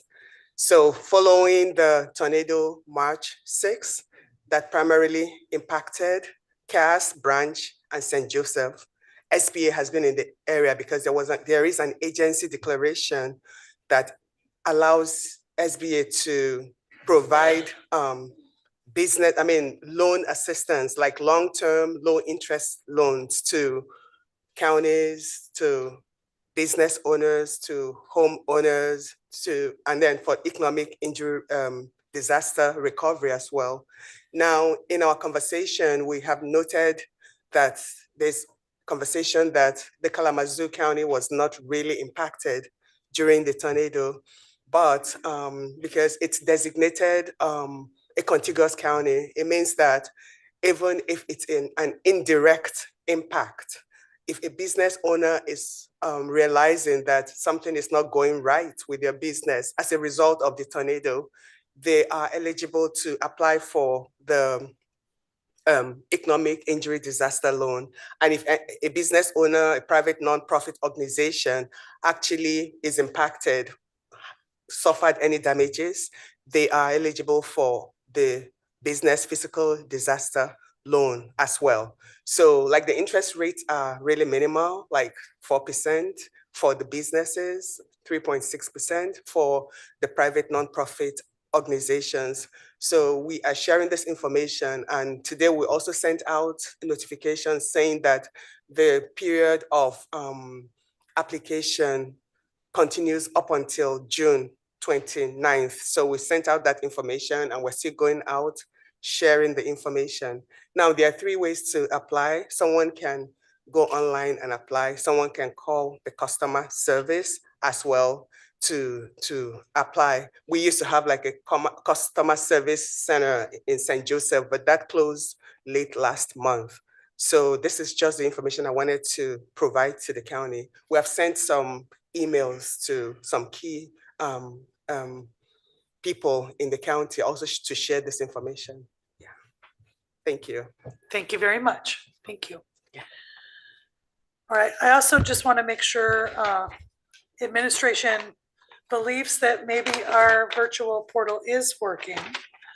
So I'm just going to restate the number again, just briefly. If you want to call 855-925-2801, enter meeting code 10748. Mic check. Press *3. You can join the queue for this public comment Mic period. check.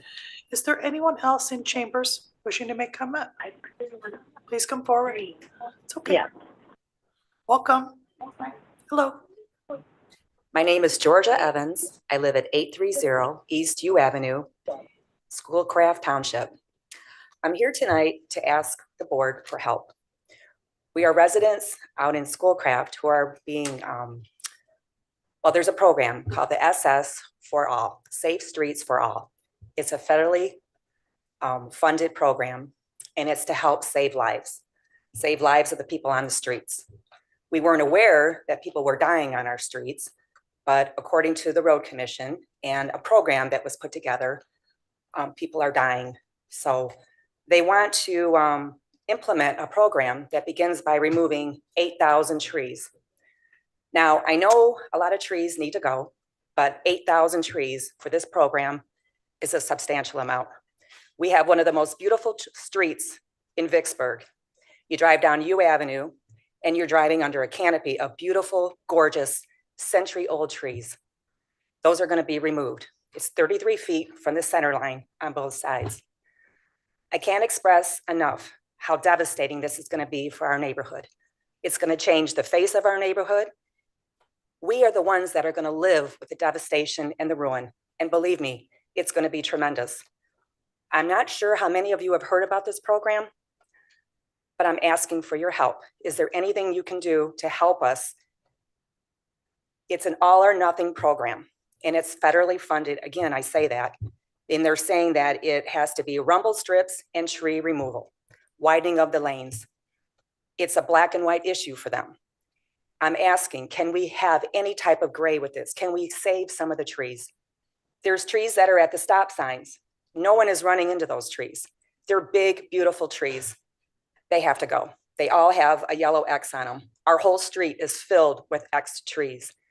So when you're bike riding or you're driving down your road and you're coming home from work and you're looking at your trees and you're driving home and you're relaxing because the scenery is so beautiful, that's all going to be taken away from us because the trees are dangerous. The trees are killing us. I don't agree. Residents in our neighborhood, we don't agree. We're opposed to this and we're asking for your help. It's not a black and white issue. There's gray. There's people like us who love our trees. We live out in the country. This is why we moved out there. I mean, we've been there 50 years. We have trees for a reason. They help block the wind in the wintertime. We're driving down our roads. They give us a barrier from the cold coming down the road and across the roads. It's all ice out there. Not only that, but it's for environment. We need our trees, 8,000 trees. Think about that. It's devastating. And not to mention the homes of the little animals and just the beauty, the aesthetics of it. So again, I stand here tonight to say, is there anything we could do together as a team to work on this, to compromise? We're willing to compromise on something, but it cannot be a black or white issue. Thank you for your time. Thank you. I would encourage you to reach out to me directly, please, after this meeting if we don't have an opportunity to talk. Test in the boardroom. Test in the boardroom. Miranda Walters, I live at 12480. Will you just restate it again now that you're at the mic so public can hear you? Thank you. Yes, my name is Rhonda Walters. I live at 12480 South 18th Street in Vicksburg. I'm in protest of the decision by the RCKC to cut down 8,000 trees in Kalamazoo County using funds awarded from the SS4A grant. They have determined that certain areas have a high incidence of lane departures, resulting in death from hitting a tree. Trees are not the cause of lane departures. A practical solution to lane departures would be enforcement of posted speed limits, digital signage guardrails, especially around curves, rumble strips, etc. I live in close proximity to two sets of S curves on U Avenue between Oakland Drive and Portage Road. If we could get a police officer to monitor speeders, especially on these curves, and write some tickets, people might heed the speed limit, reducing lane departures. I don't see how removing the scenic beauty of our rural roadways will improve the safety, especially when the trunks and stumps are left behind. Thank you, Rhonda. Go ahead, come forward.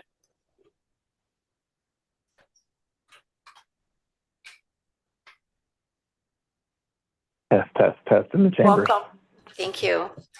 My name is Susie Fitzgibbon. I live on Portage Road in Vicksburg, Michigan, and I also am here about the tree removal. 8,000 trees. It's like 100 acres of trees that are going to be removed. My question, we've all been to the road commission.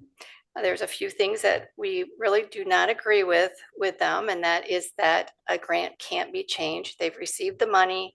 They're saying they cannot change it. We know that's not the case. It can be altered. There's amendments that can be done. There's studies out there that show clear cutting the trees on a road actually make them more dangerous because people go even faster when they're clear cut.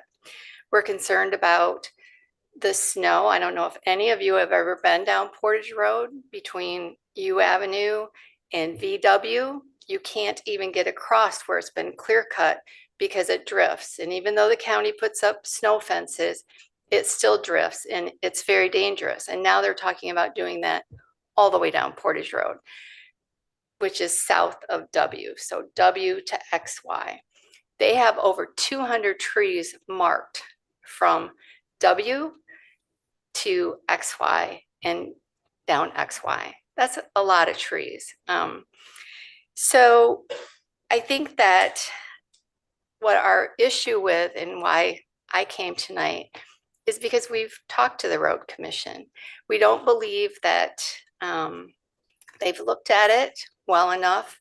There's trees that I would say are 200 years old on that street.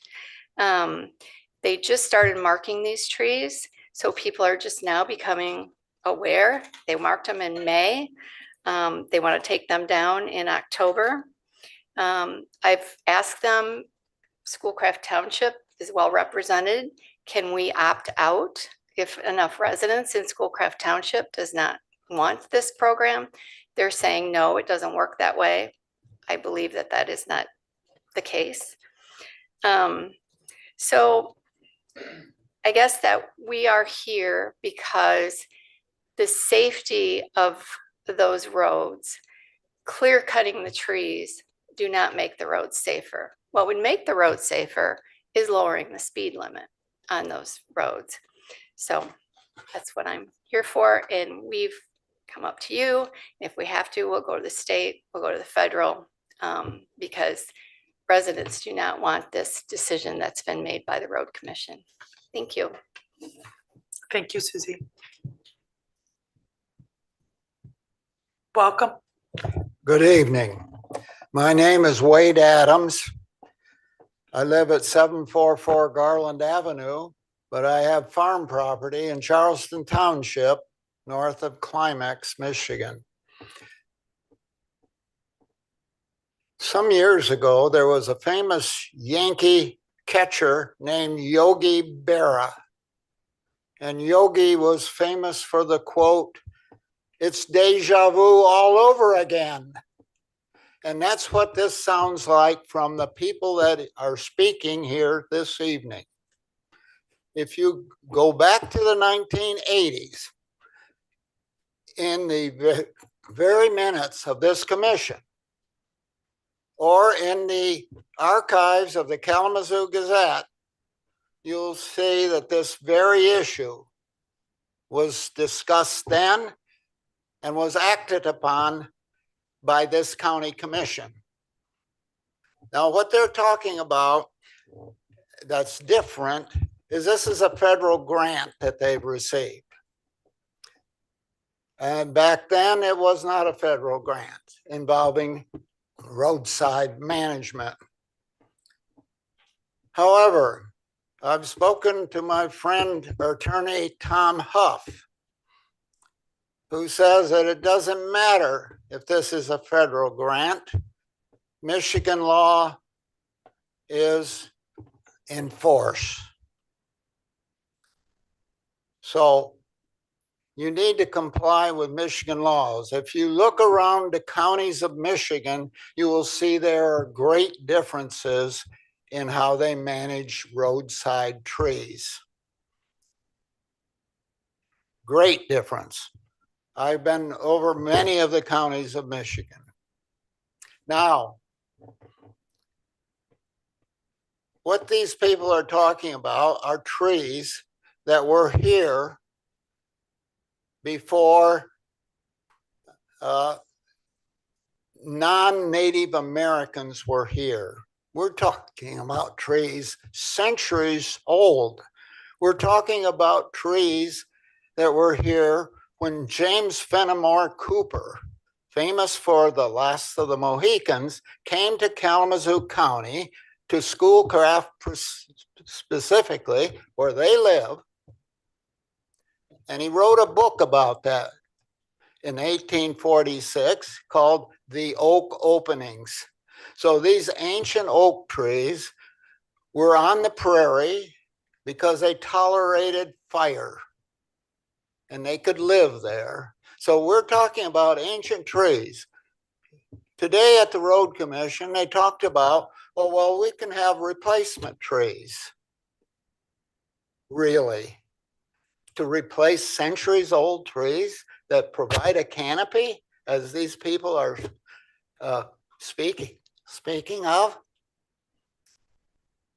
I think it's time that perhaps the county commission needs to act as they did in 1980s. I've lived here since 1973. And the issue of roadside tree management has reoccurred, as I suggest. Mr. Wade, And I appreciate your input so much. Your 3 minutes is over at this yes, time. We do have another public comment period later, if you'd like to continue, or please follow up with me directly, okay? well, thank you. If you'd like to discuss the issue with me further, I would be happy to do so. I absolutely will. Thank Thank you. you. Thank you.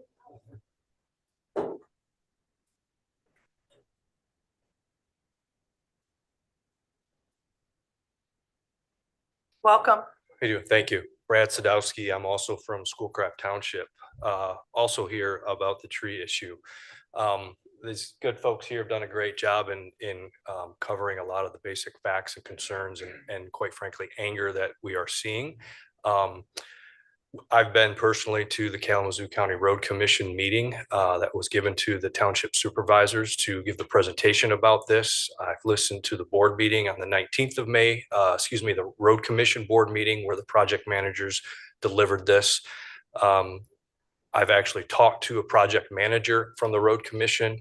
There is a significant hazard that they're creating, which was actually admitted to me about the winter road hazards. It was told me that they hadn't thought that through and that was not something that they considered and they had not heard that argument before. It's not just Portage Road, as Susie inputted, it's XY, W Avenue, all these streets that are on their hit list. Where there are already trees removed that have been done so over the years are some of the most dangerous roads in our county during the winter. The blowing snow over them, it doesn't even have to be snowing, it just blows and the roads turn to ice. You don't get to stop white knuckling the steering wheel until you get to the tree line where all of a sudden the roads clear up again. This is a major hazard. They are looking to avoid a potential fatality by a vehicle departing the road and potentially hitting a tree. And in doing so, they're going to create a road hazard for 100% of the drivers on those roads every winter. In addition to the fact of we all moved out to the country because we love our tree-lined roads. We don't want to live in the city. We don't want to live in Portage or Kalamazoo where their streets are cleared or concrete is everywhere. There's also a concern that they're clearing these roads 33 feet from the center. There's still some trees that are at 35 feet in these folks' homes. So an out of control vehicle is going to pass right through the clear zone and into the next tree on the property. You also have houses that are a little closer to the road, and now those people just lost their buffer. So that out of control road is going to land in somebody's front yard, possibly, hopefully it doesn't hit a child, but or land in somebody's front window in their house. That's already happened in Portage Road last year on a bend just around West Lake area. A car went right into the house there. The road commission, as I said, I've been following the road commission. I've been to the meetings, has indicated that they can't change or amend this, that it's been granted, it's been approved by the U.S. Department of Transportation already. And if they make any changes, it'll jeopardize the whole grant and they'll lose $25 million. I personally have been on the phone with the United States Department of Transportation. There's 2 departments that are running this program. The Office of the Secretary, who controls the approval and the amendments, and then there's the Freeways and Highways Department that does the day-to-day management and works with Kalamazoo County directly for the project for the last several months and then going forward. Both representatives, when I explained to them who I was from Schoolcraft Township, they were very familiar with the Kalamazoo Road County program. When I explained to them there's a resident's concern that we think this is a good program, the rumble strips, the paving of the roads, the improvements, little shoulder widening, new markings, new signings, all fantastic things. The residents do not want their trees removed. Both offices told me that if they amend that, that would not jeopardize their $25 million. That would not jeopardize this grant moving forward. The road commission is also scaring folks and telling them that if they try to do an amendment, that'll jeopardize the timeline, that they have to finish it in enough time per the U.S. Department of Transportation. By removing the scope of work of taking down 8,000 trees, you're going to reduce the scope of work so much so that you're going to probably finish well below the timeline. That is not going to jeopardize the fund or the fees. So we've been told by the U.S. Department of Transportation, I personally, and I have the names and the contact information for both of those individuals at both offices that are running this program for Kalamazoo County, that this specifically was supposed to be a community initiative and that the community was supposed to have input and that they routinely see amendments done after feedback is received from communities. So again, I know I'm up with time. I know I'm Yep. very interested in this topic and I let you go on. Yep, I'll let it go on. My In apologies the for your next time. week and a half to 2 weeks, I will be submitting a letter to the county board, as well as I'm going to CC everybody here I'm going to ask you to, and the petitions to follow with all the. thank you so much. Yep. Thank you. We'll follow up additionally. I'm sorry. I'm sorry, commissioners. They got my attention. Okay. Are there others wishing to make public comment? Go ahead.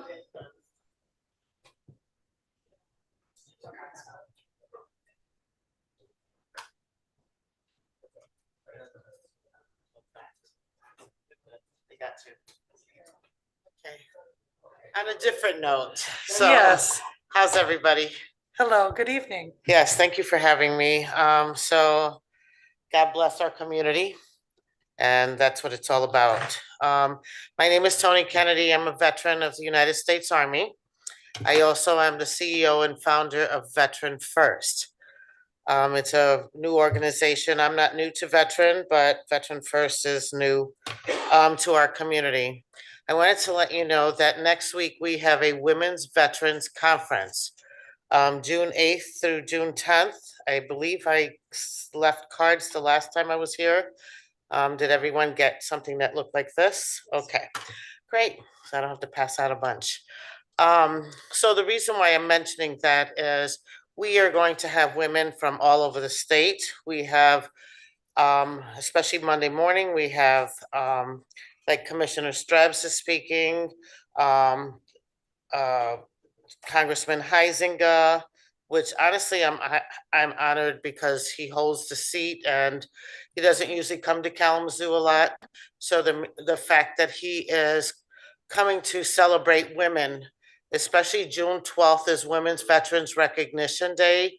I share that often because if we remember, President Truman put out a declaration that that was the day that we celebrate women being in the military. So we didn't have to hide anymore. We became, we were able to actually enter into the military. What's important about the conference next week is that one, they're coming to our community.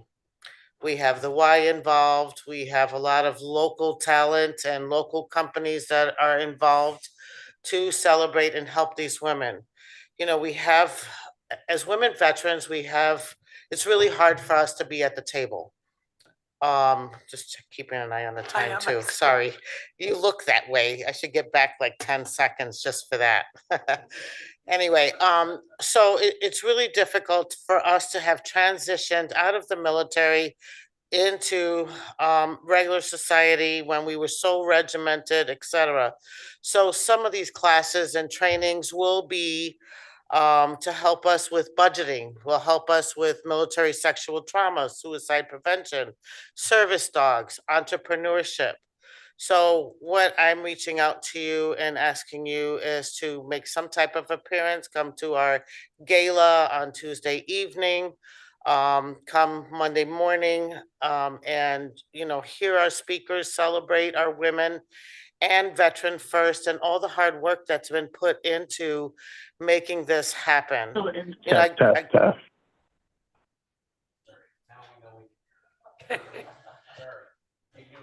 Yeah. I do get a 10 extra Yes, seconds go ahead. plus. So, okay, so thank you for that now that my nerves are all shot. But anyway, so it's really important. The message is important. The message is that Kalamazoo County is all for supporting women veterans at the table. And this is what we're willing to do to support their efforts. So I would really love to see any of you and all of you at one time or another, because I know that you support veterans in general. It doesn't have to be just women veterans. It just happens to be our week next week. Thank you, I would Tony. love to see you. Thank you. Thank you very much. Okay. Oh, that's a lot of time. It goes by fast on us, see that? All right, do we have anybody else wishing to make public comment? Welcome.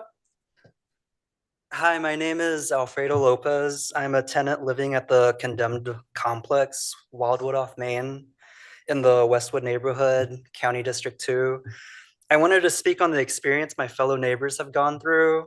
Right after being condemned on May 7th, we were all left without answers. The management office pretended everything should continue as normal and refused to believe the Kalamazoo Area Building Authority when they rightfully condemned our entire complex of 292 units. Instead of any real safety net for tenants, anyone seeking information from the front office was sent an agreement in which we got the mercy of breaking our leases without fees in exchange for our right to sue for any damages, security deposit, rent, as well as needing to delete any negative comments, social media content, or post about any of this or risk being charged $5,000 for each post. A deadline was made up to make tenants feel that they needed to make an urgent choice on if they needed to sign away their rights. Staff continued to give tours and ask for referrals. Wildwood also deleted as many negative comments, reviews as they could. Tenants received an email stating that CABA had indeed been correct and that upper level tenants would face legal action if they didn't leave immediately. We've since learned that the township police were called and that Consumers Energy was called to shut off the power. Thankfully, they both refused. Next, we got told that June rent would not be charged and then immediately received word that regional management stated we may still be charged for June and that May was not to be given back. We have also received word that elderly tenants have been charged for June. It's not enough that elderly and disabled tenants have been left on their own. Wildwood is actively taking advantage of our most vulnerable neighbors. This is all on top of the fact, instead of doing right by the tenants, the founder of Open Path Investments felt the need to spend their use of community resources as caring for us when they wasted these same resources and have continued to try to bully tenants individually, which has been publicly refused to even be occurring. The front office has even paid for security instead of fixing their mess. Wildwood tenants are asking this board to stand with us in support and help hold this property accountable for the chaos that the tenants have had to live with. Thank you. Thank you, Alfredo.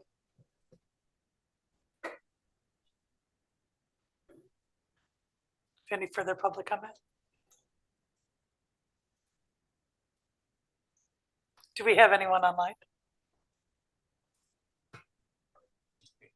No. No one online.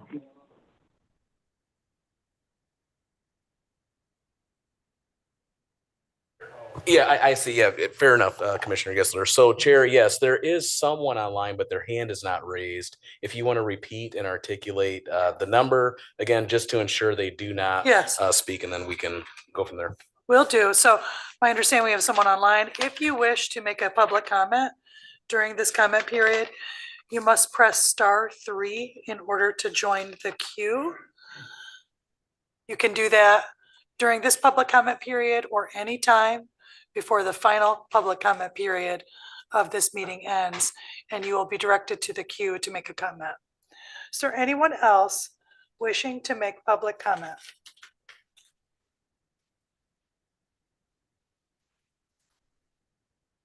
Seeing none? Okay. Okay, we have made it to the end of our public comment period. Let's go to item 11, the consent agenda. Chair. Commissioner I'd like, Wheeler. I move that the. Chair, can you hear me? I can hear you, Dina. We do have one speaker online. It just was taking a little bit to bring her over, or them over. My apologies. I will reopen public comment. Thank you. That's all right. Oh.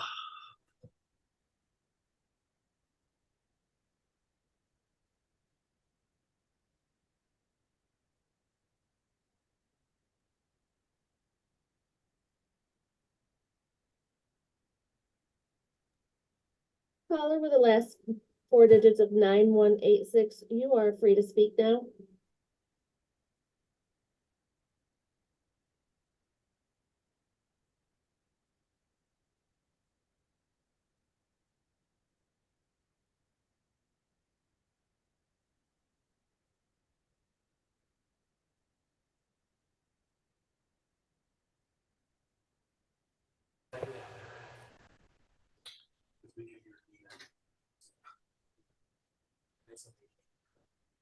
Okay. We obviously need to resolve our tech issues ASAP. So we are now not in belief that the public virtually wants to make comment. So I will again hopefully close public comment and go to our consent agenda. Commissioner Wheeler. Thank you, Chair. I move that the consent agenda items be voted on at one time by roll call vote and be considered as a consent agenda by the board. Motion made by Commissioner Wheeler, supported by Vice Chair Taylor. Any further discussion? Seeing none, clerk, please call the roll.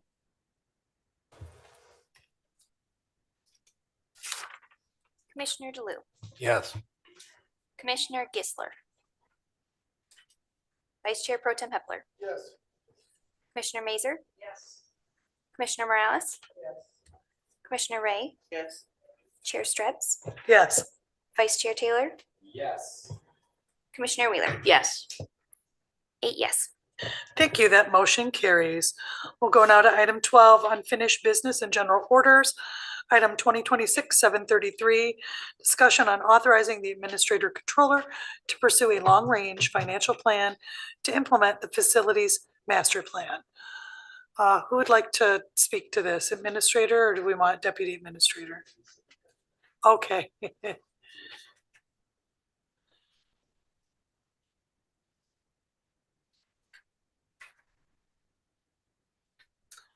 I am going to use chair's prerogative. I'm going to take us to item 2026-737, request for approval of a resolution to amend the lake level orders to establish a normal lake level for Austin Lake, Long Lake, and West Lake. So moved.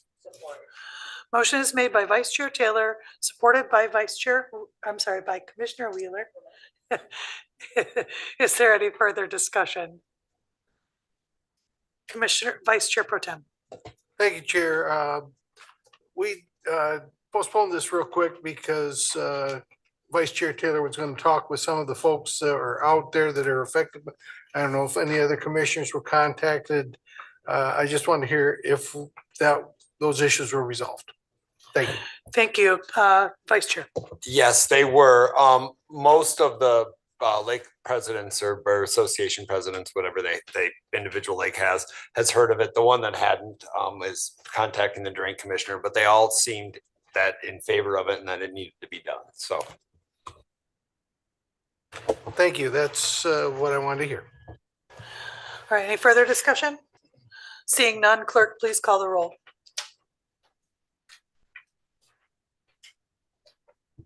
Commissioner Gisler, Vice Chair Pro Tem Hepler, Yes. Commissioner Mazer, Yes. Commissioner Morales, Yes. Commissioner Ray, Yes. Chair Strebs, Yes. Vice Chair Taylor, Yes. Commissioner Wheeler, Yes. Commissioner DeLu. Yeah. 8 yes. Thank you. That motion carries. We'll now go back to item 2026-736, discussion on the long-range financial plan to implement our facilities master plan. Welcoming forward Deputy Administrator Terrell Cole. Welcome. Thank you, Chair. Commissioners. I come before you today to present to you in your packets an approach to develop a long-range financial plan.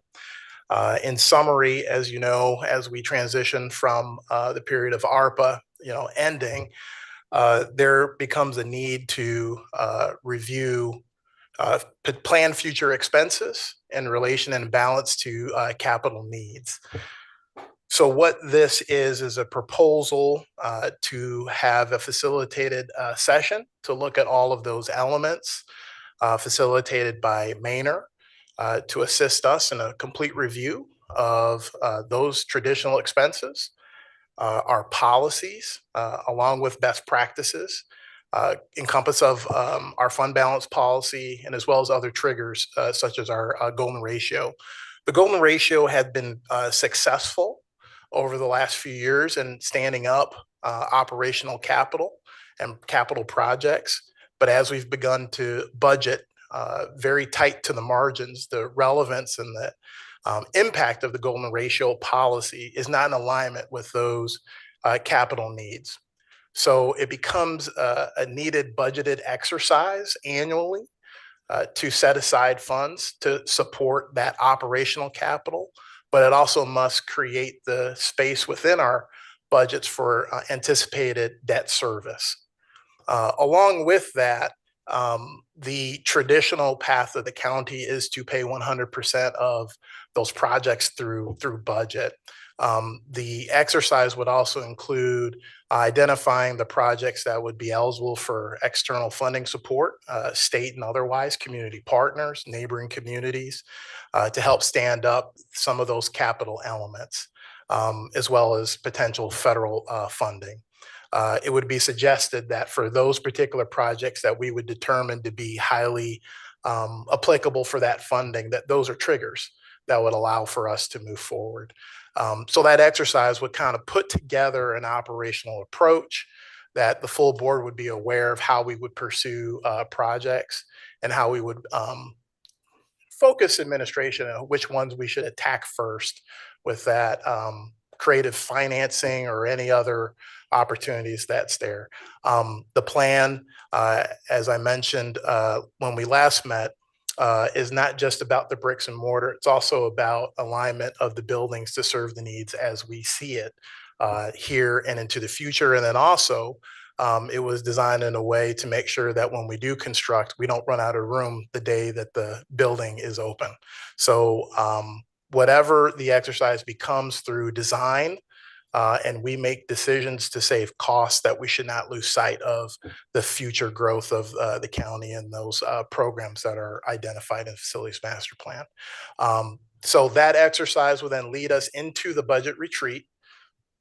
That would then lead us to the administration's recommendation in the fall. So at the passing of the budget, it is anticipated that if there are policies that resonate with the board, to set forth a framework for this board and future boards to enact and implement the facilities master plan over time. Thank you, Deputy Administrator. I see Commissioner Mazur, do you have a question? Okay.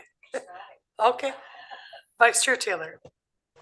Yes, thank you very much for this. I haven't seen, I looked at this, there's not even a single word changed from what was proposed to us 2 weeks ago. This is my fear.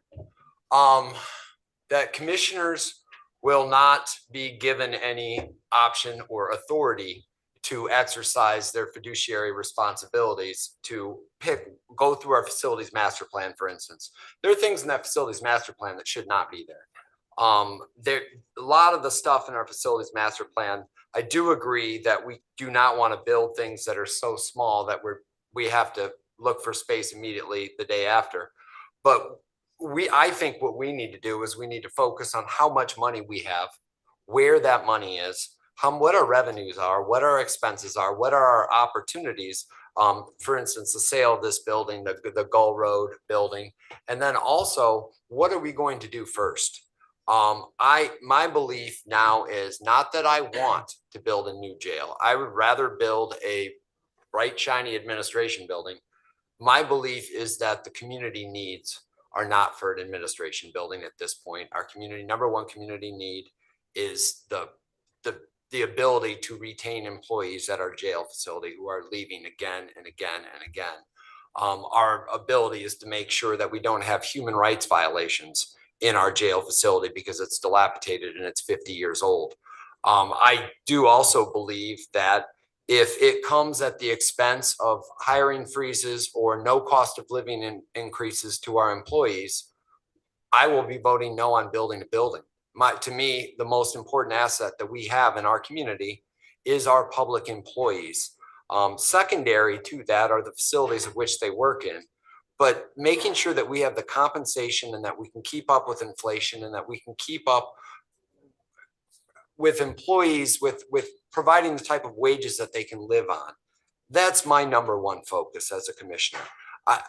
I do agree with like 85% of what's in here. There's just little bits that I don't agree with. Like, for instance, the cost of living increases would be the putting on the market of the sale of this building this year, as opposed to when I think the appreciation when that arena gets built, it'll be worth $2 million more. There are lots of these things I think that we could collaborate as a board with administration on to come up with a plan together. I just want this plan to be together. That's my fear. I just put it all out there. Thank you, Vice Chair, if I can. Please, Deputy Administrator. And I appreciate that. And that's really what that dialogue will allow us to get into. We need to be able to express those and then understand how, in a sense, an administrative recommendation would come to address those particular fears. I'm not going to get into the specifics, but this is the example right then, as you placed it. There is a bridge between no wage adjustment, right, and like a 0.2 and 0.3 with purpose. So I give you an example.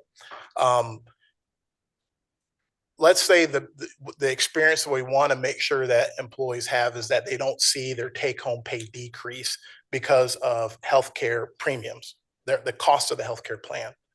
That the wage scale adjustment would be tied to that specific, not just a number, but to that purpose. So then the steps would occur. They would receive a step, and then that offset of that healthcare premium would be an example to control some of those costs.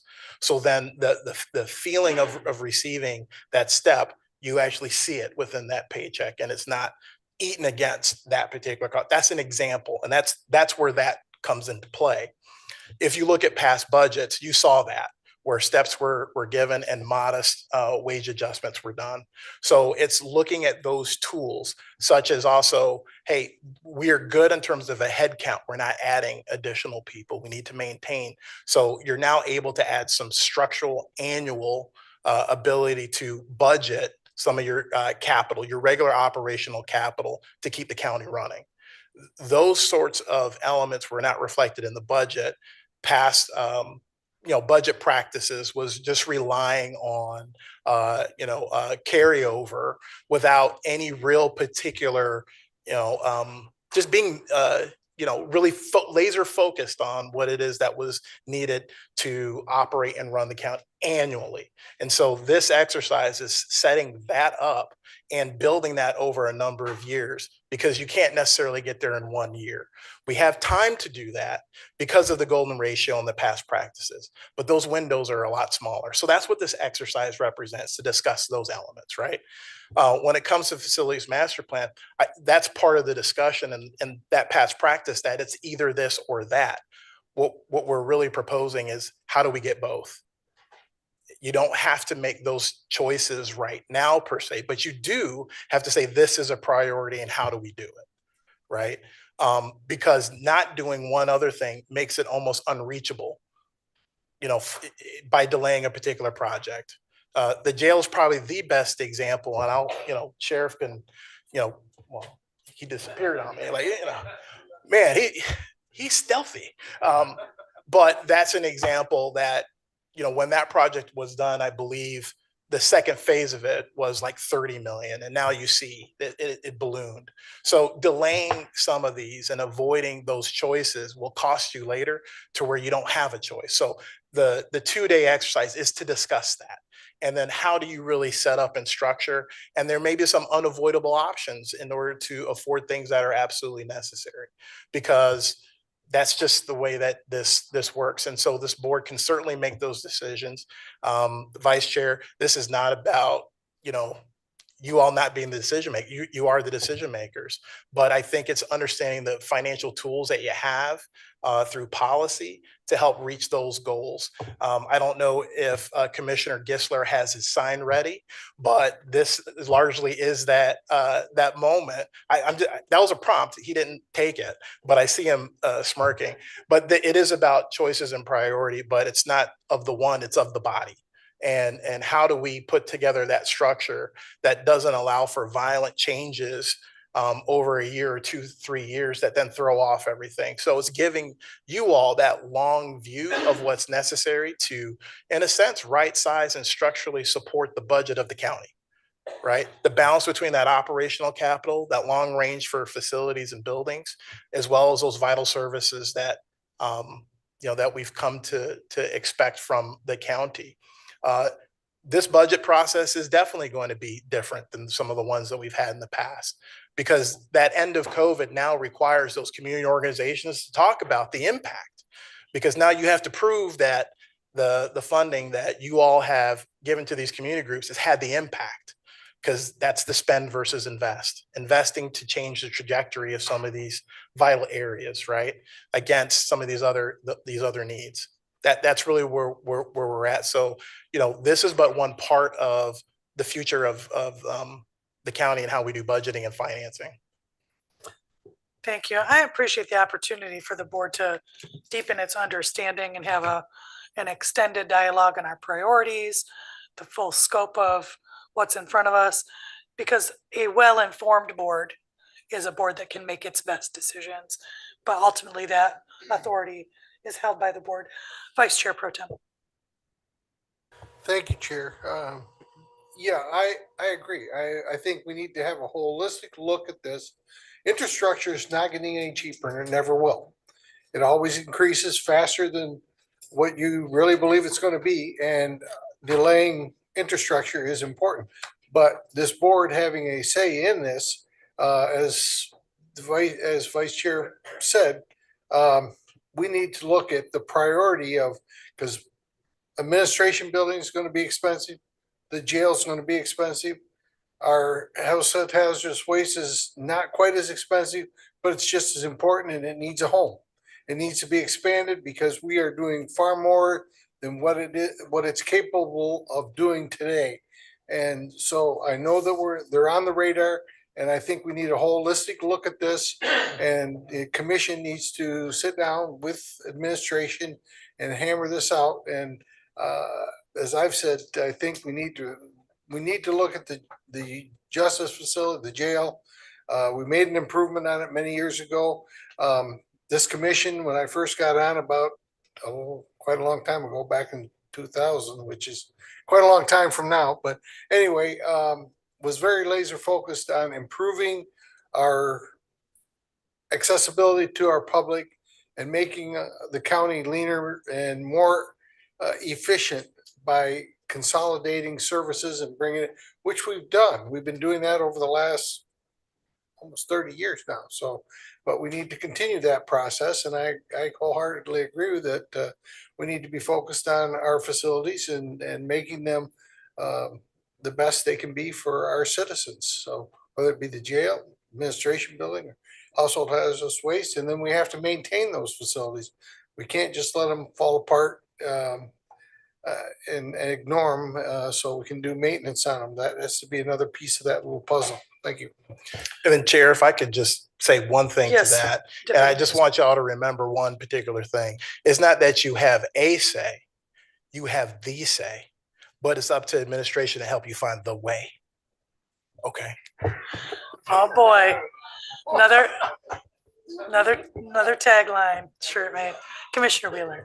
Thank you, Chair. I do appreciate that sentiment, Deputy Administrator. It just, the way that this reads doesn't feel like it to me, unfortunately. I do appreciate the sentiment. I think one thing that would help the commission feel better is meeting with Maynard and having this facilities master plan conversation before we do this approval. I think that would be a step that would make us all feel a little bit better. Thank you. That is what we're being asked to do, right? To just, okay. Yeah, that's okay. I have Commissioner Gissler. Thank you, Chair. Terrell, you said priority, and prioritize far better than my sign will. So thank you for what you just did, and the sign will reappear, but probably not right now. Thank you. Do we have any other first comments? All right, Vice Chair. Thank you very much. And I will say that, Carol, I had to say what I had to say. But I do appreciate very much this idea and this 2-day process. Quite frankly, I think it's needed. It's probably overdue, but it's absolutely needed so that the 9 of us sitting around this dais can get a better understanding of where our money's at, how much we have, what we've got to spend, what our structural surplus is, why we had to come up with the golden ratio in the first place is because we already had a golden ratio. We just weren't calling it that. But it prioritized and actually designated dollars for commissioner priorities and capital and fleet management and all this other stuff. But yeah, it would just basically what the golden ratio was putting on paper what we were doing and not telling anybody about. But yes, I think that we need to absolutely sit down and have a long-term talk about our financials. This will be one of the most important things that this board has done since we've sat together, because we're going to basically decide how to spend $350 to $400 to $500 million, potentially $500 million over 20 years. And that's what the 9 of us are going to decide on to do it. And the more information that we can glean, the better that we're going to make in that decision-making process. But absolutely, it's got to be a partnership, and I'm looking forward to it. Well, we'll hope to set that framework, but we don't constrain any future boards from their actions or votes. But hopefully, we set a good map in front of them through the process, right? Is there a motion that is needed from this body at this time?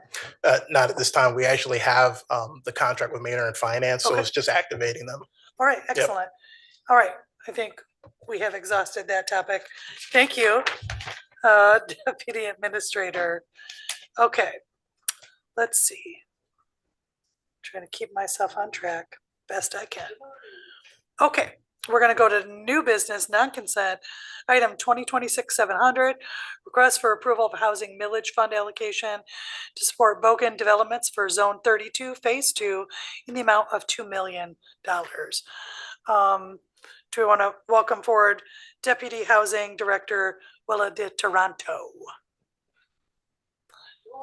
Come on down. I know I messed it. I usually get it. My voice is tired tonight, so thank you for your patience. Come on in. All right, so Thank you, Chair, Vice Chair, Commissioners. As you may remember, Zone 32 Phase 2 with Bogan Developments was originally awarded an allocation of $2 million as part of the 2024 funding round, but was brought back to the ad hoc committee last month, and now the full board to consider due to material changes to the project scope. This allocation is slated for 2027 millage funds.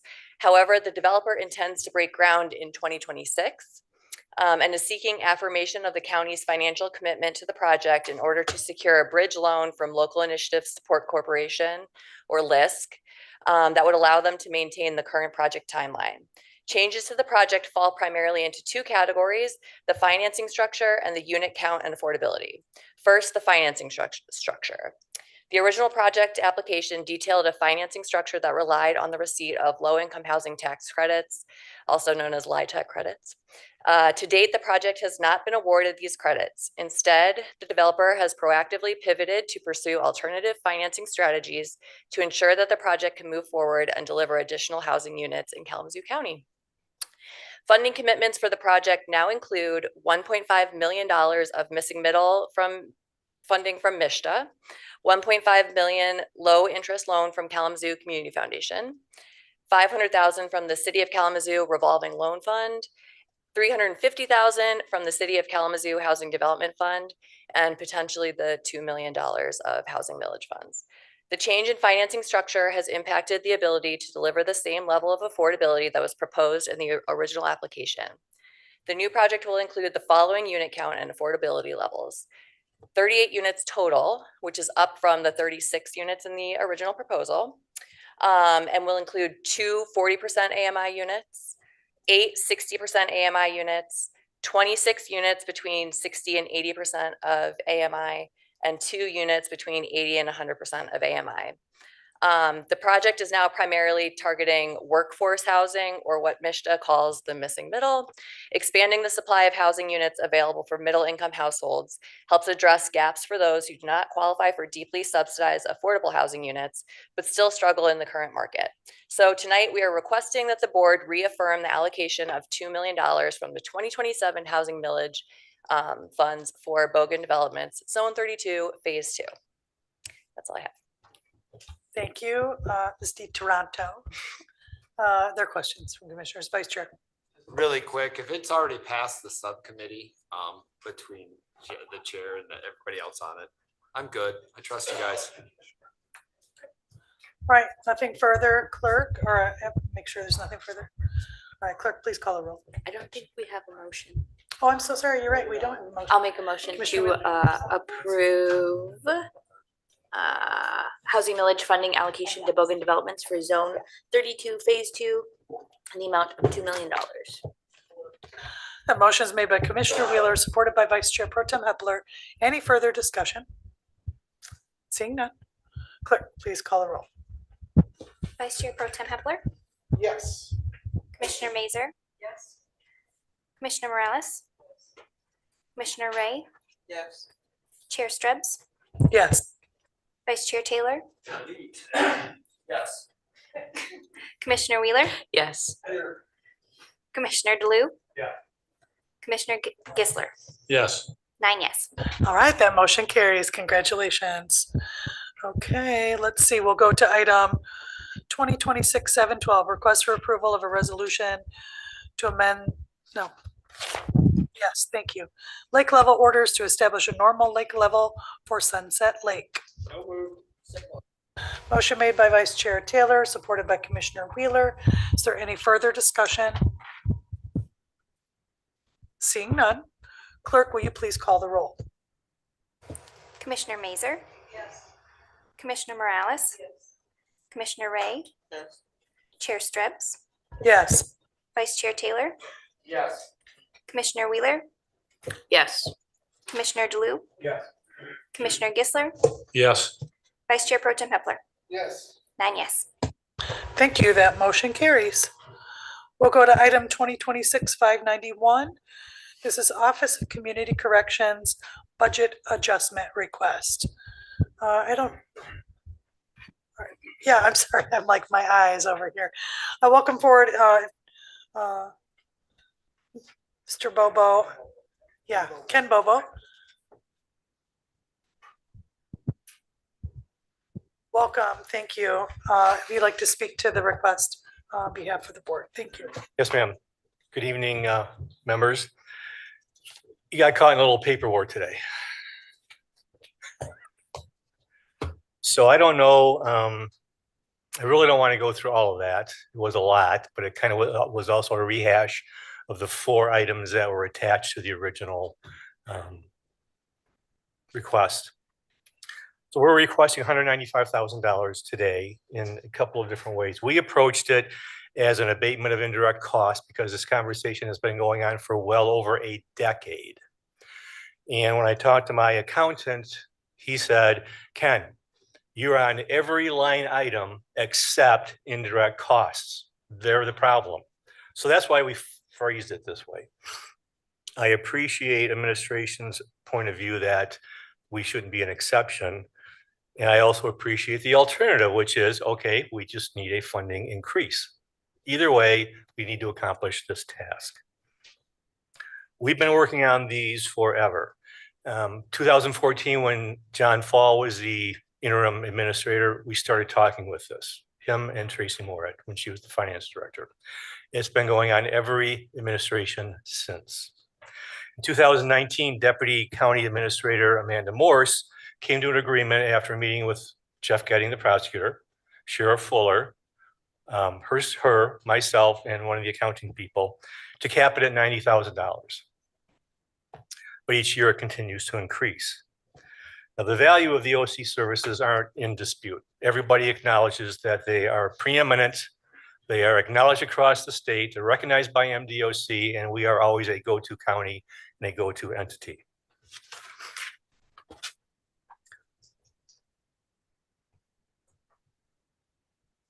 We are currently expected to pay $234,000 in indirect costs and looking at $306,000 soon. The numbers are the numbers. We have the lowest one of the lowest PCRs and prison commitment rates in the state. That's what we get grant money for, to decrease those commitment rates, keep people local, work with them, help them out, rehabilitate them, decrease recidivism, increase public safety, make sure they get to court to take care of their case. We are a state leader in every one of those.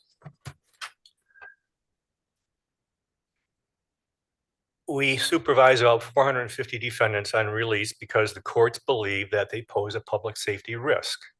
The other alternative is to leave them in jail. And no, we can debate how much does it cost to keep a defendant in jail per day. We utilize $150 per day as a jail bed cost based on the factors of what we have to pay for things like salaries, food, medical care, uniforms, supplies, laundry, vehicle costs, all those things go in there, divided out by the number of days, the number of the average daily population of the inmates of 366, you get $150 a day. If we have to lay off, and we've explored these ourselves, if I lay off a pretrial services officer who supervises these defendants, he or she supervises 80 of them. If we put 80 people back in the jail because we no longer have that person, $4.4 million, $150 a day, simple math. If I have to lay off a drug testing person, because we've also looked at that, well, now we have just destroyed the certification for every specialty court in Kalamazoo County. And what was Kalamazoo County known for in 1990 by Judge May? The preeminent drug treatment courts. But we just destroyed that because they can no longer maintain their certification because they no longer have drug testing standards that comply. And without those standards, they can't get federal or state grants. And we lose $350,000 of revenue from the drug treatment courts. Laying off drug testing effectively shutters all the drug treatment courts in Kalamazoo County. And laying off a pretrial services officer puts 80 people back in jail. We also talked about the indigent electronic monitoring fund that we started 3 years ago. It was a pilot program, and we've piecemealed it together every year for 3 years.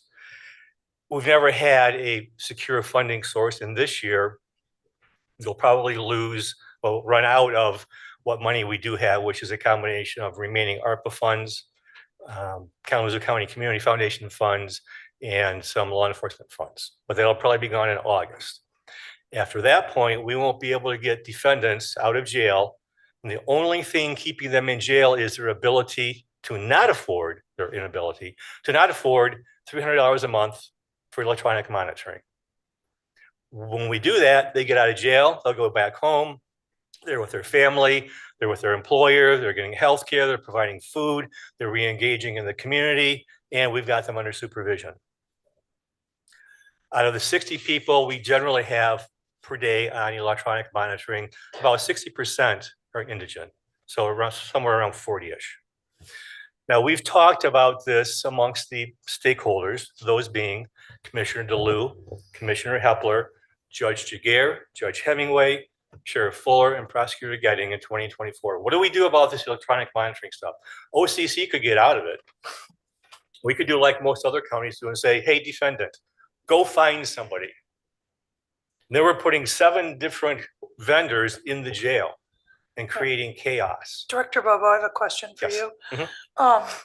KZCF, the Community Foundation, Yes. does have a significant endowment that is probably where funds you are utilizing from the foundation may or may not be derived. But one of the beneficiaries is our treatment courts and our court system. The aims that you are after here, I think, are in very strong alignment with board priorities. But to what extent has alternative funding sources beyond a non-budgetary budget adjustment, as we're seeking here, been sought from the Community Foundation over the extensive endowment that they have, to my understanding, has just been growing in size. It is not drawing down many funds. And could we endeavor additional exploration of that resource before coming to the board outside of the budget process for this particular adjustment? Would that be to the accomplish- electronic monitoring that you're speaking of? Yeah. We have approached Kalamazoo Community Foundation. This year they allocated 15,000, which was a decrease from 2 years ago when it was 25,000, I believe. So we do approach them. We ask the state for additional grant dollars. We look for grant opportunities, funding sources. So we do explore them. Last year, the state did not, well, last year they did increase Kalamazoo's budget by $5,000. They took money away from Kent County. They took money away from Oakland County. This year, they don't expect to increase Kalamazoo or any other counties, because if they do have leftover money, we've been told they're going to bring on additional counties into the community corrections program. So I've already pretty much got my information from the state on any increase this year. For the past, probably from 20 to 24 or 25, we saw significant increases from the state. I think, in fact, we went from somewhere around 750,000 in 18-19 to 1.56 million. So we more than doubled it over the course of 6-ish years. So I do seek out those sources. I try to find more money. But we're kind of exhausting those, and we knew this day was going to come. We've been fighting this with administration since 2014, and it's always been, you use up your fund balance and then come and see us. And then when you do come and see us, we need to see how much revenue you had from last year, because that's going to dictate what you're going to get next year. But we don't know what our revenue is going to be until the end of the year. We can make some projections, and my projection this year is a little bit of a decrease. Yes, ma'am. Through the chair, please. Commissioner Morales, you're recognized. Thank you. Thank you. So I don't want to think you're fighting the board. Say again? I don't want you to think you're fighting the board. You're not fighting us. No, Okay. no, I'm just So I just asking want to for make money. that clarification. Yeah, no. I mean, it's My just time, hold on. which way to go. Hold on, my time. Thank you. So we got some information, and to my understanding, every department has these types of fees, and you are aware of that, correct? Yes, ma'am. And so one of the things that our administrator shared was that this could open, you know, different discrepancies in other departments for them to feel the same way. I guess my question is, there is a process, and why wasn't what you needed included in your initial budget request? Because I didn't understand that was needed at that time, because we looked at all the line items and that was the recommendation to me, so we didn't submit it. And then you understand that you can't submit another budget. We did for, well, so we'd have for 27, but for this year, there was what it was called a budget adjustment request. And like I said, I viewed it as doing it by way of a waiver of indirect costs. It's still adjusting the budget by decreasing the amount that we have to pay. However, I recognize the obverse of that same coin is to increase the budget with another appropriation. So that's why at the end of that prayer for relief, if you will, the alternative was either waive those costs or add $195,000 as a budget adjustment request. And so you understand by when you're saying it could harm your employees, that based on my conversation with administration, that if we pull this from a different fund, we really don't have the money to pull it because you didn't put it in the budget request. So I guess my recommendation would be to put a new budget request in, because what you're asking for, we can't afford to do it. And I don't want your employees to think that's on us if you have to let people go. So I think we need to be careful on what we present and put on record, that it's not on us that this wasn't, the process wasn't followed, I will say. And I mean, I don't know how folks are trained with processes or how this works, but I don't want this to be on this board to say that we are still fighting for something that's been in place. I saw a couple folks names that doesn't work here anymore. I don't know if those conversations were on record, if it was put in writing, or if it's just hearsay. So that's hard for me to absorb in making a decision. But if the administration says we can't afford this by pulling it out another budget, then this would be something that I cannot support, because as they showed earlier, we do have some priorities. So I don't want your staff to think that we don't support you, and that if we decide that this isn't gonna go, it's on us that they're gonna be let go, if you have to do that. And I don't know what that timeline is, or how long, your budget runs out, but everybody has to go through a process where their budget is being looked at, to see what they could be allocated for the next year. So I do understand that. Yeah, no, the 2019 discussion was on the record. I have an email exchange with Amanda Morse July 16th. So that was in writing, but it was not a board resolution. So it exists. Thank you for that clarification. See Commissioner DeLu and then Vice Chair. Hi, Ken, just a couple of questions. I was getting back to that 2019. I was just wondering, was this like a handshake? Was this understood this was going to go on? Was there a time period? Was it just that year? I mean, you went from 90,000, now you're getting up to 300,000. What was your understanding, I guess? I was going to say at 90,000. I thought I quoted it. Like, was your understanding would last like indefinite? Well, not indefinitely. It was, let's see what it says. I didn't quote it in here. It would be capped at 90,000. And there was never really any discussion about, well, next year it's going to be this, and 5 years it'll be that. And we'll just hold you here or there. It was always, well, you got a fund balance. We're going to cap it at 90 so you can draw it down over time. And then. Okay.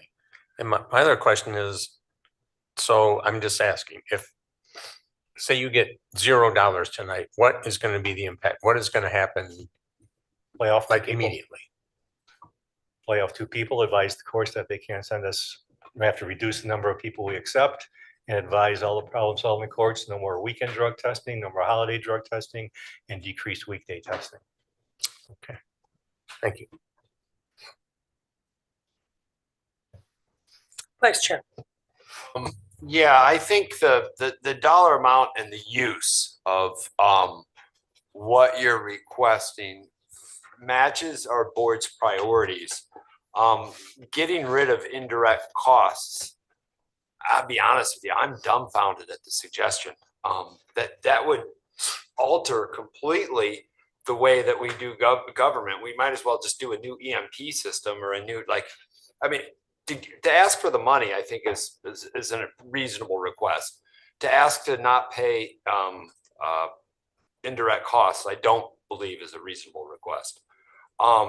That being said, I certainly would support it during a budget request in the next 2027, but we've got a 2026 problem.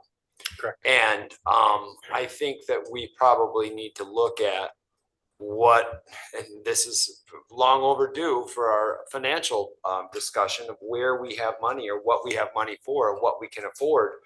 But I would hate to see more people, less people rehabilitated because they don't have access, especially indigent people don't have access to the tools they need to help them become productive members of society. I am 100% in support of that. Definitely not in support of getting rid of indirect costs. That being said, I think that we need to take a hard look at the 2027 budget and probably internally, right after our financial discussion, talk about if there's a small amount of money that we can help with the 2026 problem of monitoring devices. But that's my 2 cents. Hold on, I'm seeing, was it Commissioner Wheeler and then Vice Chair Pro Tem? Thank you, Chair.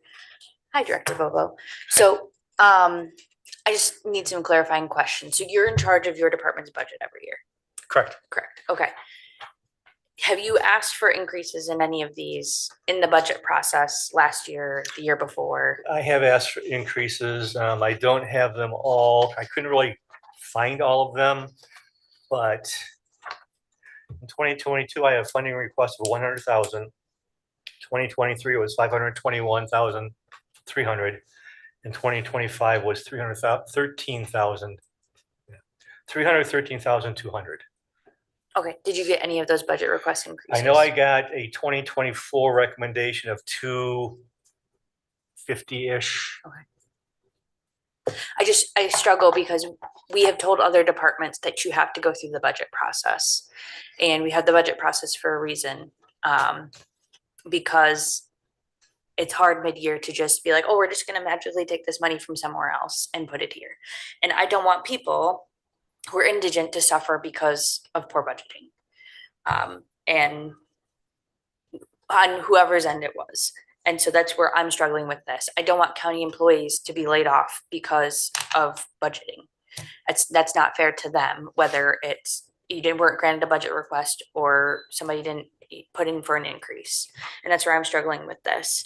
I think that we need to fill the gap for 2026, but that's it. And then in 27 and through the budget process, we can figure that out then, like Vice Chair said. So. Vice Chair Pro Tem. Thank you, Chair. This impact could adversely affect the jail, as these folks will not be able to get out of jail, as we've discussed. How much, based on your numbers of 150 per day, the sheriff's department's going to have to house these folks. So we're going to have another cost that we're not looking at here that may impact this more severely, I think, and we need maybe a little longer discussion on this, I think. And we need to probably involve the sheriff and the corrections and the county board here and administration on how we can. I agree. We need to figure this out. It needs to be in the budget. It needs to be done correctly. We have a good program that's working very well with our people in corrections and our citizens that are being rehabilitated. And I want to thank you for your program and the fine work that your office does and working with that. So I think we need to think about this because there will be an impact on one side or the other. Vice Chair.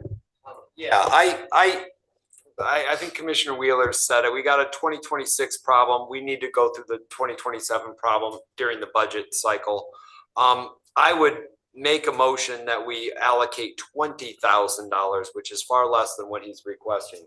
But from strategic reserve, and we, or whatever fund administrator, controller deems appropriate. But I think $20,000 will soften the blow. But you know, we're going to have it's going to be a budget request for 27 that we're going to have to really buckle down and get to. But yeah, I think 20,000 will probably soften the blow, and it won't solve any of the problems. It'll just keep us afloat until we can get to the 27 budget cycle. There is a motion. Is there support? Did he make that as form of a motion? He said it, he thought he was making a suggested. motion. Let me have him restate it more clearly, please. I would like to direct administrator to find $20,000 from a fund of his choosing. I'm thinking strategic reserve, but and bring back to the motion of to the Board of Commissioners to help fund OCC monitoring devices. Sorry, clerk.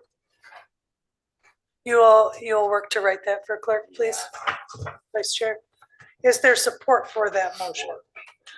Right, there is a motion from Vice Chair, supported by Vice Chair Pro Tem, to direct County Administrator to identify a funding source of $20,000 to be provided to the Office of OCC for electronic monitoring. Discussion. Commissioner DeLue, thanks for being patient. Well, first of all, I can't express enough. It's kind of been expressed the importance of keeping this program going, especially the electronic monitoring. And before the motion was made, which I didn't know was coming, I was going to ask Ken, Commissioner Wheeler used the term fill the gap. And I was going to ask what kind of dollar amount is necessary, because I don't think 20,000 is going to do it.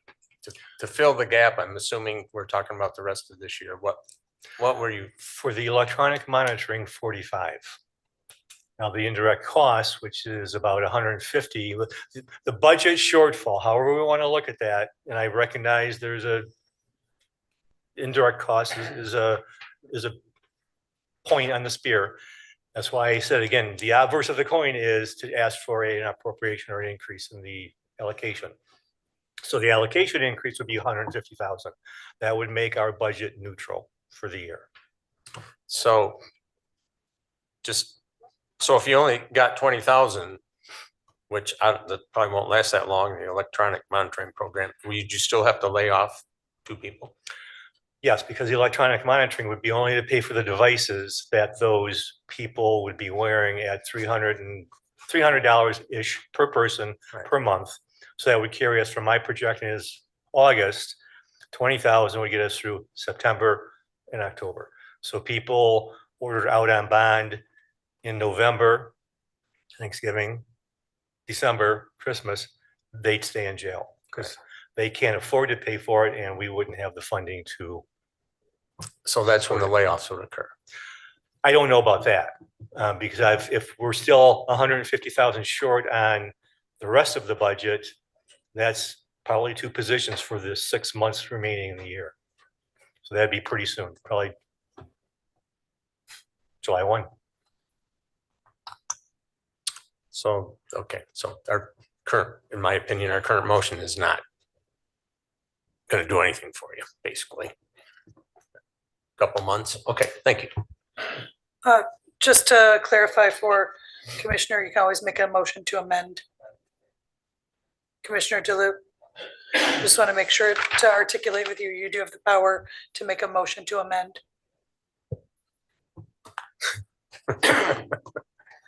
Well, I guess it's a question for administration. I mean, I would like to, of course, I would like to allocate 150,000. I just don't know the ability to do Let that. me recognize our colleague, Commissioner Morales. So I have a couple questions. First one is for the administrator. How does this affect or impact our commitment to the budget process? And then I have a couple follow-up. Chair. Thank you, Minister. Thank you, Chair. Commissioner Morales and Board of Commissioners, this, I guess tactfully, speaking, is that this will disrupt the budget process. As you know, the board has an established process by which they review new funding requests, establish board priorities sometime in around the end of July. And so entertaining this mid-year adjustment, the substantial adjustment, will disrupt that process and arbitrarily commit the board to this funding for the 2027 budget in advance of any requests ever being reviewed by the board. So now this request is advancing the budget process. If I may, I will give you a suggestion. We do have $66,000 in ARPA funding that was refunded, I guess I would say, from ISK. About $25,000 is being requested from the planning department. That leaves about $45,000 that could be allocated totally to support the indigent tethering equipment. As far as the other funding is concerned to support the staff, I would venture to say the board should wait until after the audit is received, because the board has a golden ratio policy that allows them to program funding from the board priorities bucket. And then what would happen is that we would hopefully then direct the sheriff's office and OCC to submit a new funding request, because I'll remind this body and the public that no new funding requests for the OCC were received for the 2026 budget process. They need to submit a new funding request so that it can be reviewed by the board and evaluated by the board for funding in 2027. But the board's priorities bucket for the golden ratio could hobble them along for 2026, recognizing that they will submit something for 2027. So that would be my suggestion and recommendation to get through this process. Thank you, Administrator. Go ahead, Commissioner Morales. Thank you, Chair. We got 45 instead of the 26. I'd be willing to support that. Moving forward, Director Bobo, I would ask that you educate yourself on the budgeting process for what you don't understand for these upcoming years, and assess your department needs so that you don't have to keep coming back and forth and asking for monies that you've been previously denied. So your commitment to following the budget process. I also would like you to think about your commitment to grants and fundraising. I heard that your department or KCDI can fundraise. Sometimes departments have to write grants to keep themselves afloat. And then I would also like to see some data provided on your weekend and holiday drug testing, and how that impacts the program as well. Could I get a recognize Vice Chair? Hold on, Chair. Sorry, yes? May I get a commitment to that? Yeah. Thank you. We already submitted the 27 requests. I'm talking about the things that I just stated. Yeah. Okay, thank you. Of course. All right, let me recognize Vice Chair, and we'll, if desired, we'll go to Commissioner Wheeler, Vice Chair. Yeah, I am going to rescind my motion after hearing what the administrator has said. I have confidence that he will come back with a recommendation that we can use for the tethering program. I agree with Commissioner Morales that with the operational dollars, it needs to be part of the 2027 budgeting process. So I will rescind my motion. Is there agreement from second? I will agree with withdrawing my second. All right, keeping it spicy for clerk. That motion is rescinded. So at this time, so we have we have administrator exploring additional option. We'll bring that forward at the next board meeting under non-consent or unfinished business for resolution. Are you good, Commissioner Wheeler? I just wondered, do we need to make a motion to allocate those ARPA dollars? We'll do it next time. We'll do by resolution. Thank you for clarification. All right, thank you, Director Bobo, for your time and fielding the questions from the commission. Thank you. Thank you. Yes, Administrator. I apologize, Chair. Thank you so much. Just for the record, there's so many 4s and 5s when I was doing the quick math. The balance that would be left, that would remain after that funding is potentially allocated to the planning department would be $40,500. So we will be a little bit short on the $45,000 by $4,500. And I'm pretty confident that with the balance of the year, if you still wait until the golden ratio policy is in effect, we'll be able to address that balance as well through that. Thank you. All right, we're going to move forward to the next agenda item. This is item 2026-565, request for approval of resolution 2026-565 to adopt Michigan Housing Partnership LLC Brownfield Plan, City of Galesburg. Motion? Motion is made by Commissioner Wheeler, supported by Vice Chair Taylor. Any further discussion?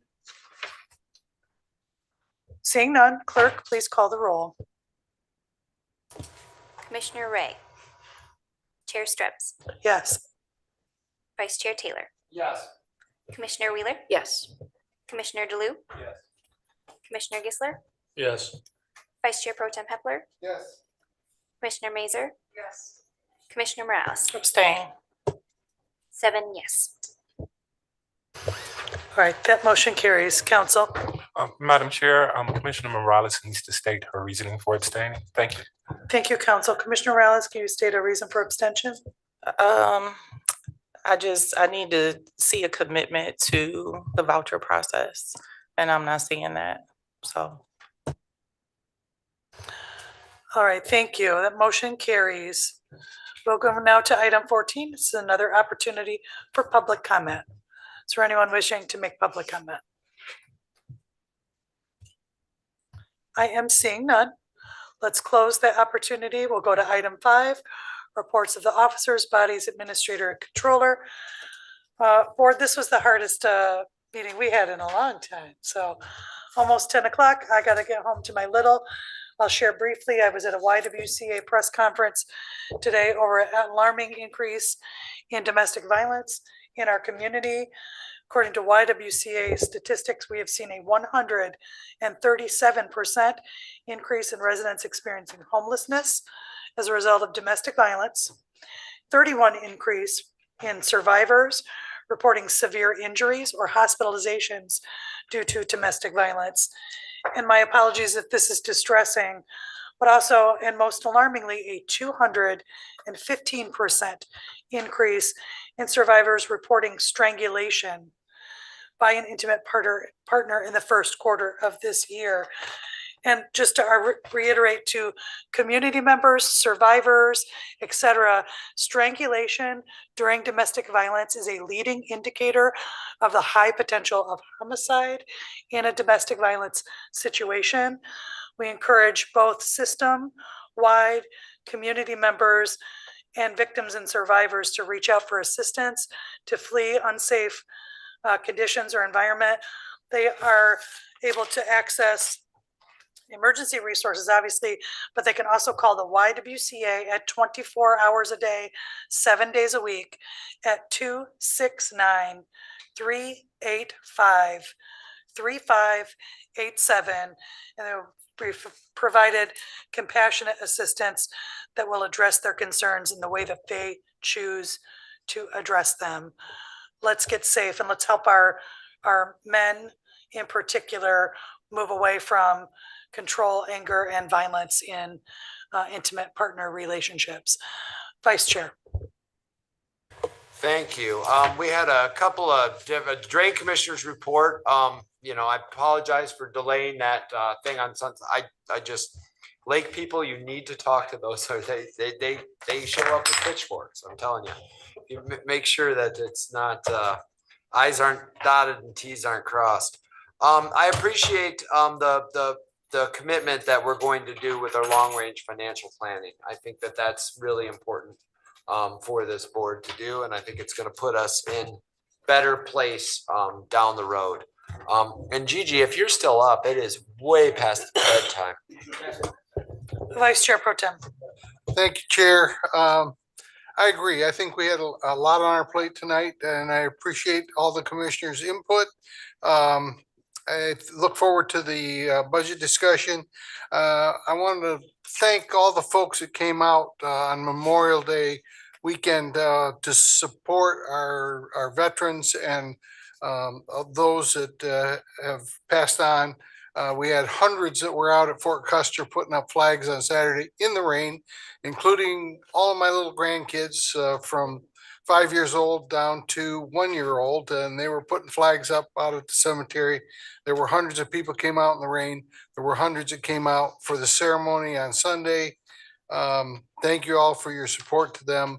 Keep them in mind, tell them thanks for when you see them for their service on our military, for our police and fire, our ambulance folks, our employees around the county that are working diligently to keep us all safe and to provide good services to our citizens, and making Kalamazoo a great place to live, work, and play.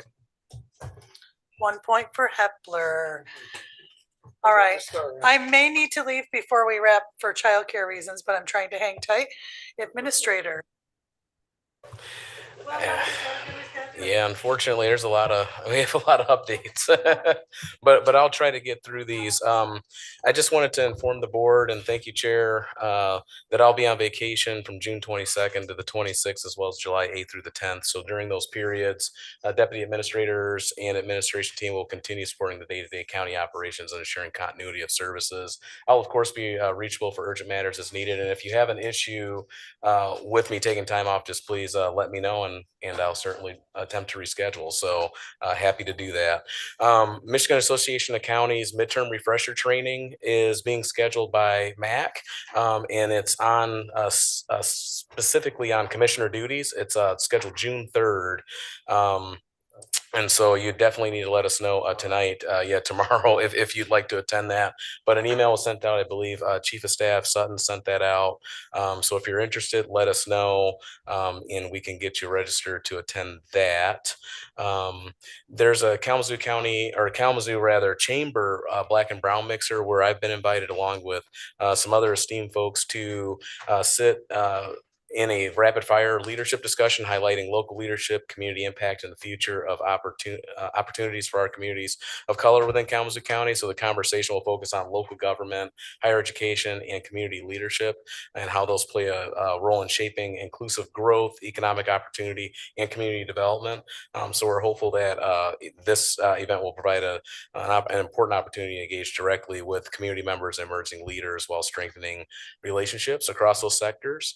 I wanted to also inform you that we're making some headway on replacement of our management analyst recruitment. And so we've actually restructured that position as a fellowship through the ICMA, utilizing the same funding that's there, but it provides a better strategy for the management analyst position, and creating structure within sort of this fellowship opportunity as a 2-year commitment.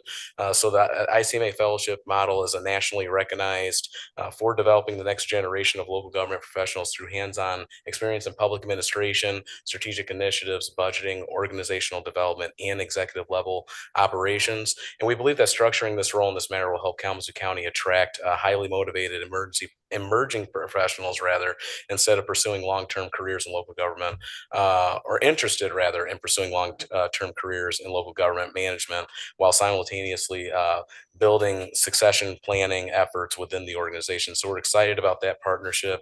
I was actually, and early in my career, I emerged as an ICMA fellow. So it's a very good program, nationally recognized and highly competitive. Wanted to just follow up again on the Budget 101 training. So we appreciate the board's participation in that, and the session generated, we thought, productive discussion and helped establish a stronger foundational understanding of the county's budgeting process, financial management tools, and long-term fiscal planning considerations. We have several remaining slides and discussion items we would like to complete, and are proposing a brief follow-up session toward the end of June.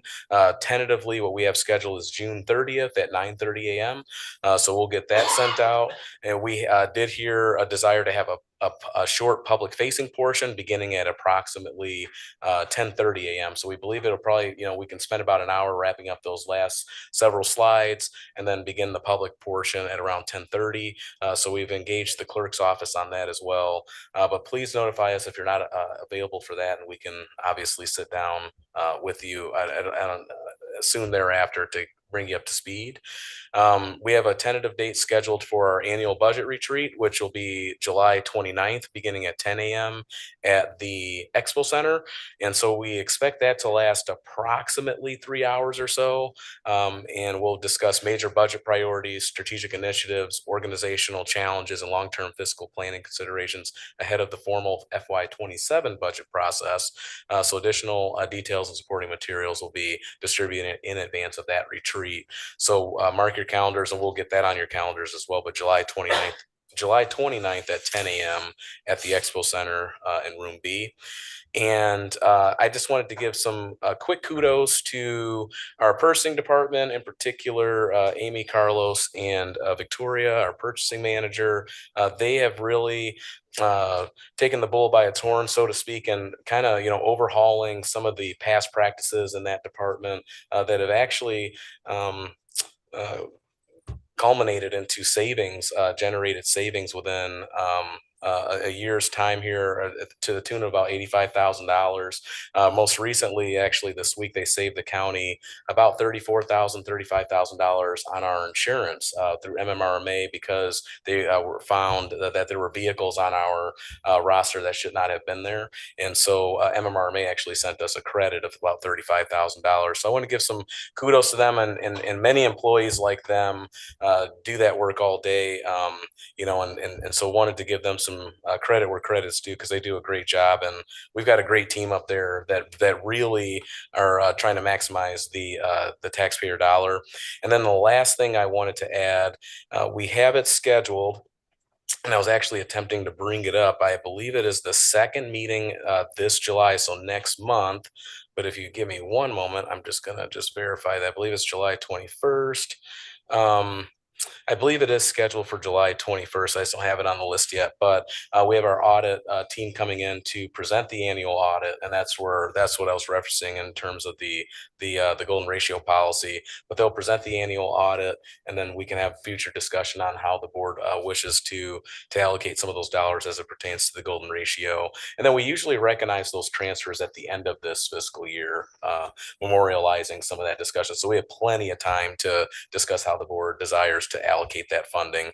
Wanted to just give you a quick precursor. Again, this is not final, but it'll be very close to this. The change in fund balance, unassigned fund balance, is roughly $4.9 million.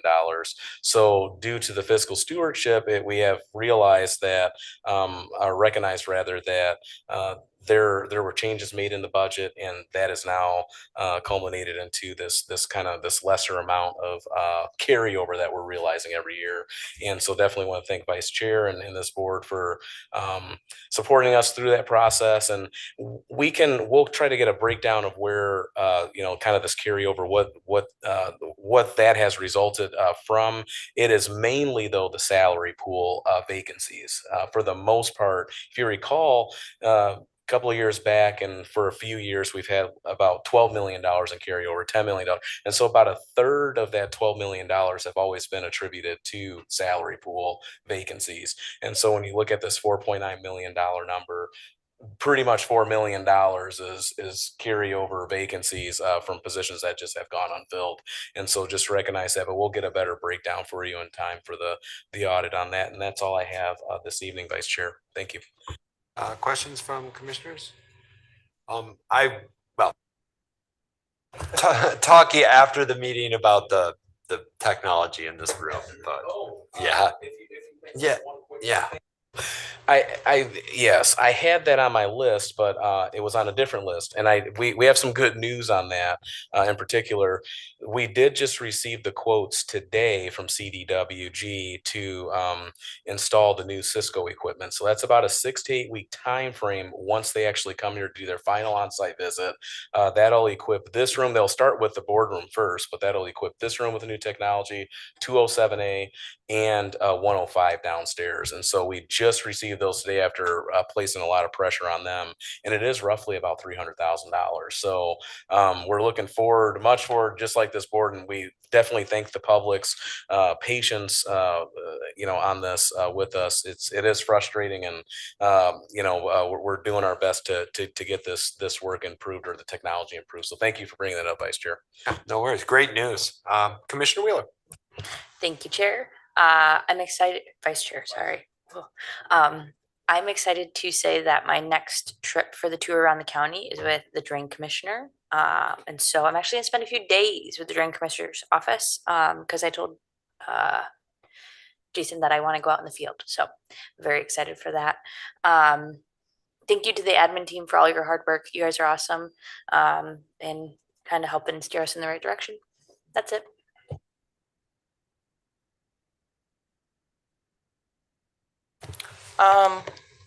Not too much. One, happy Pride Month, and then two, Commissioner Ray's birthday is coming up.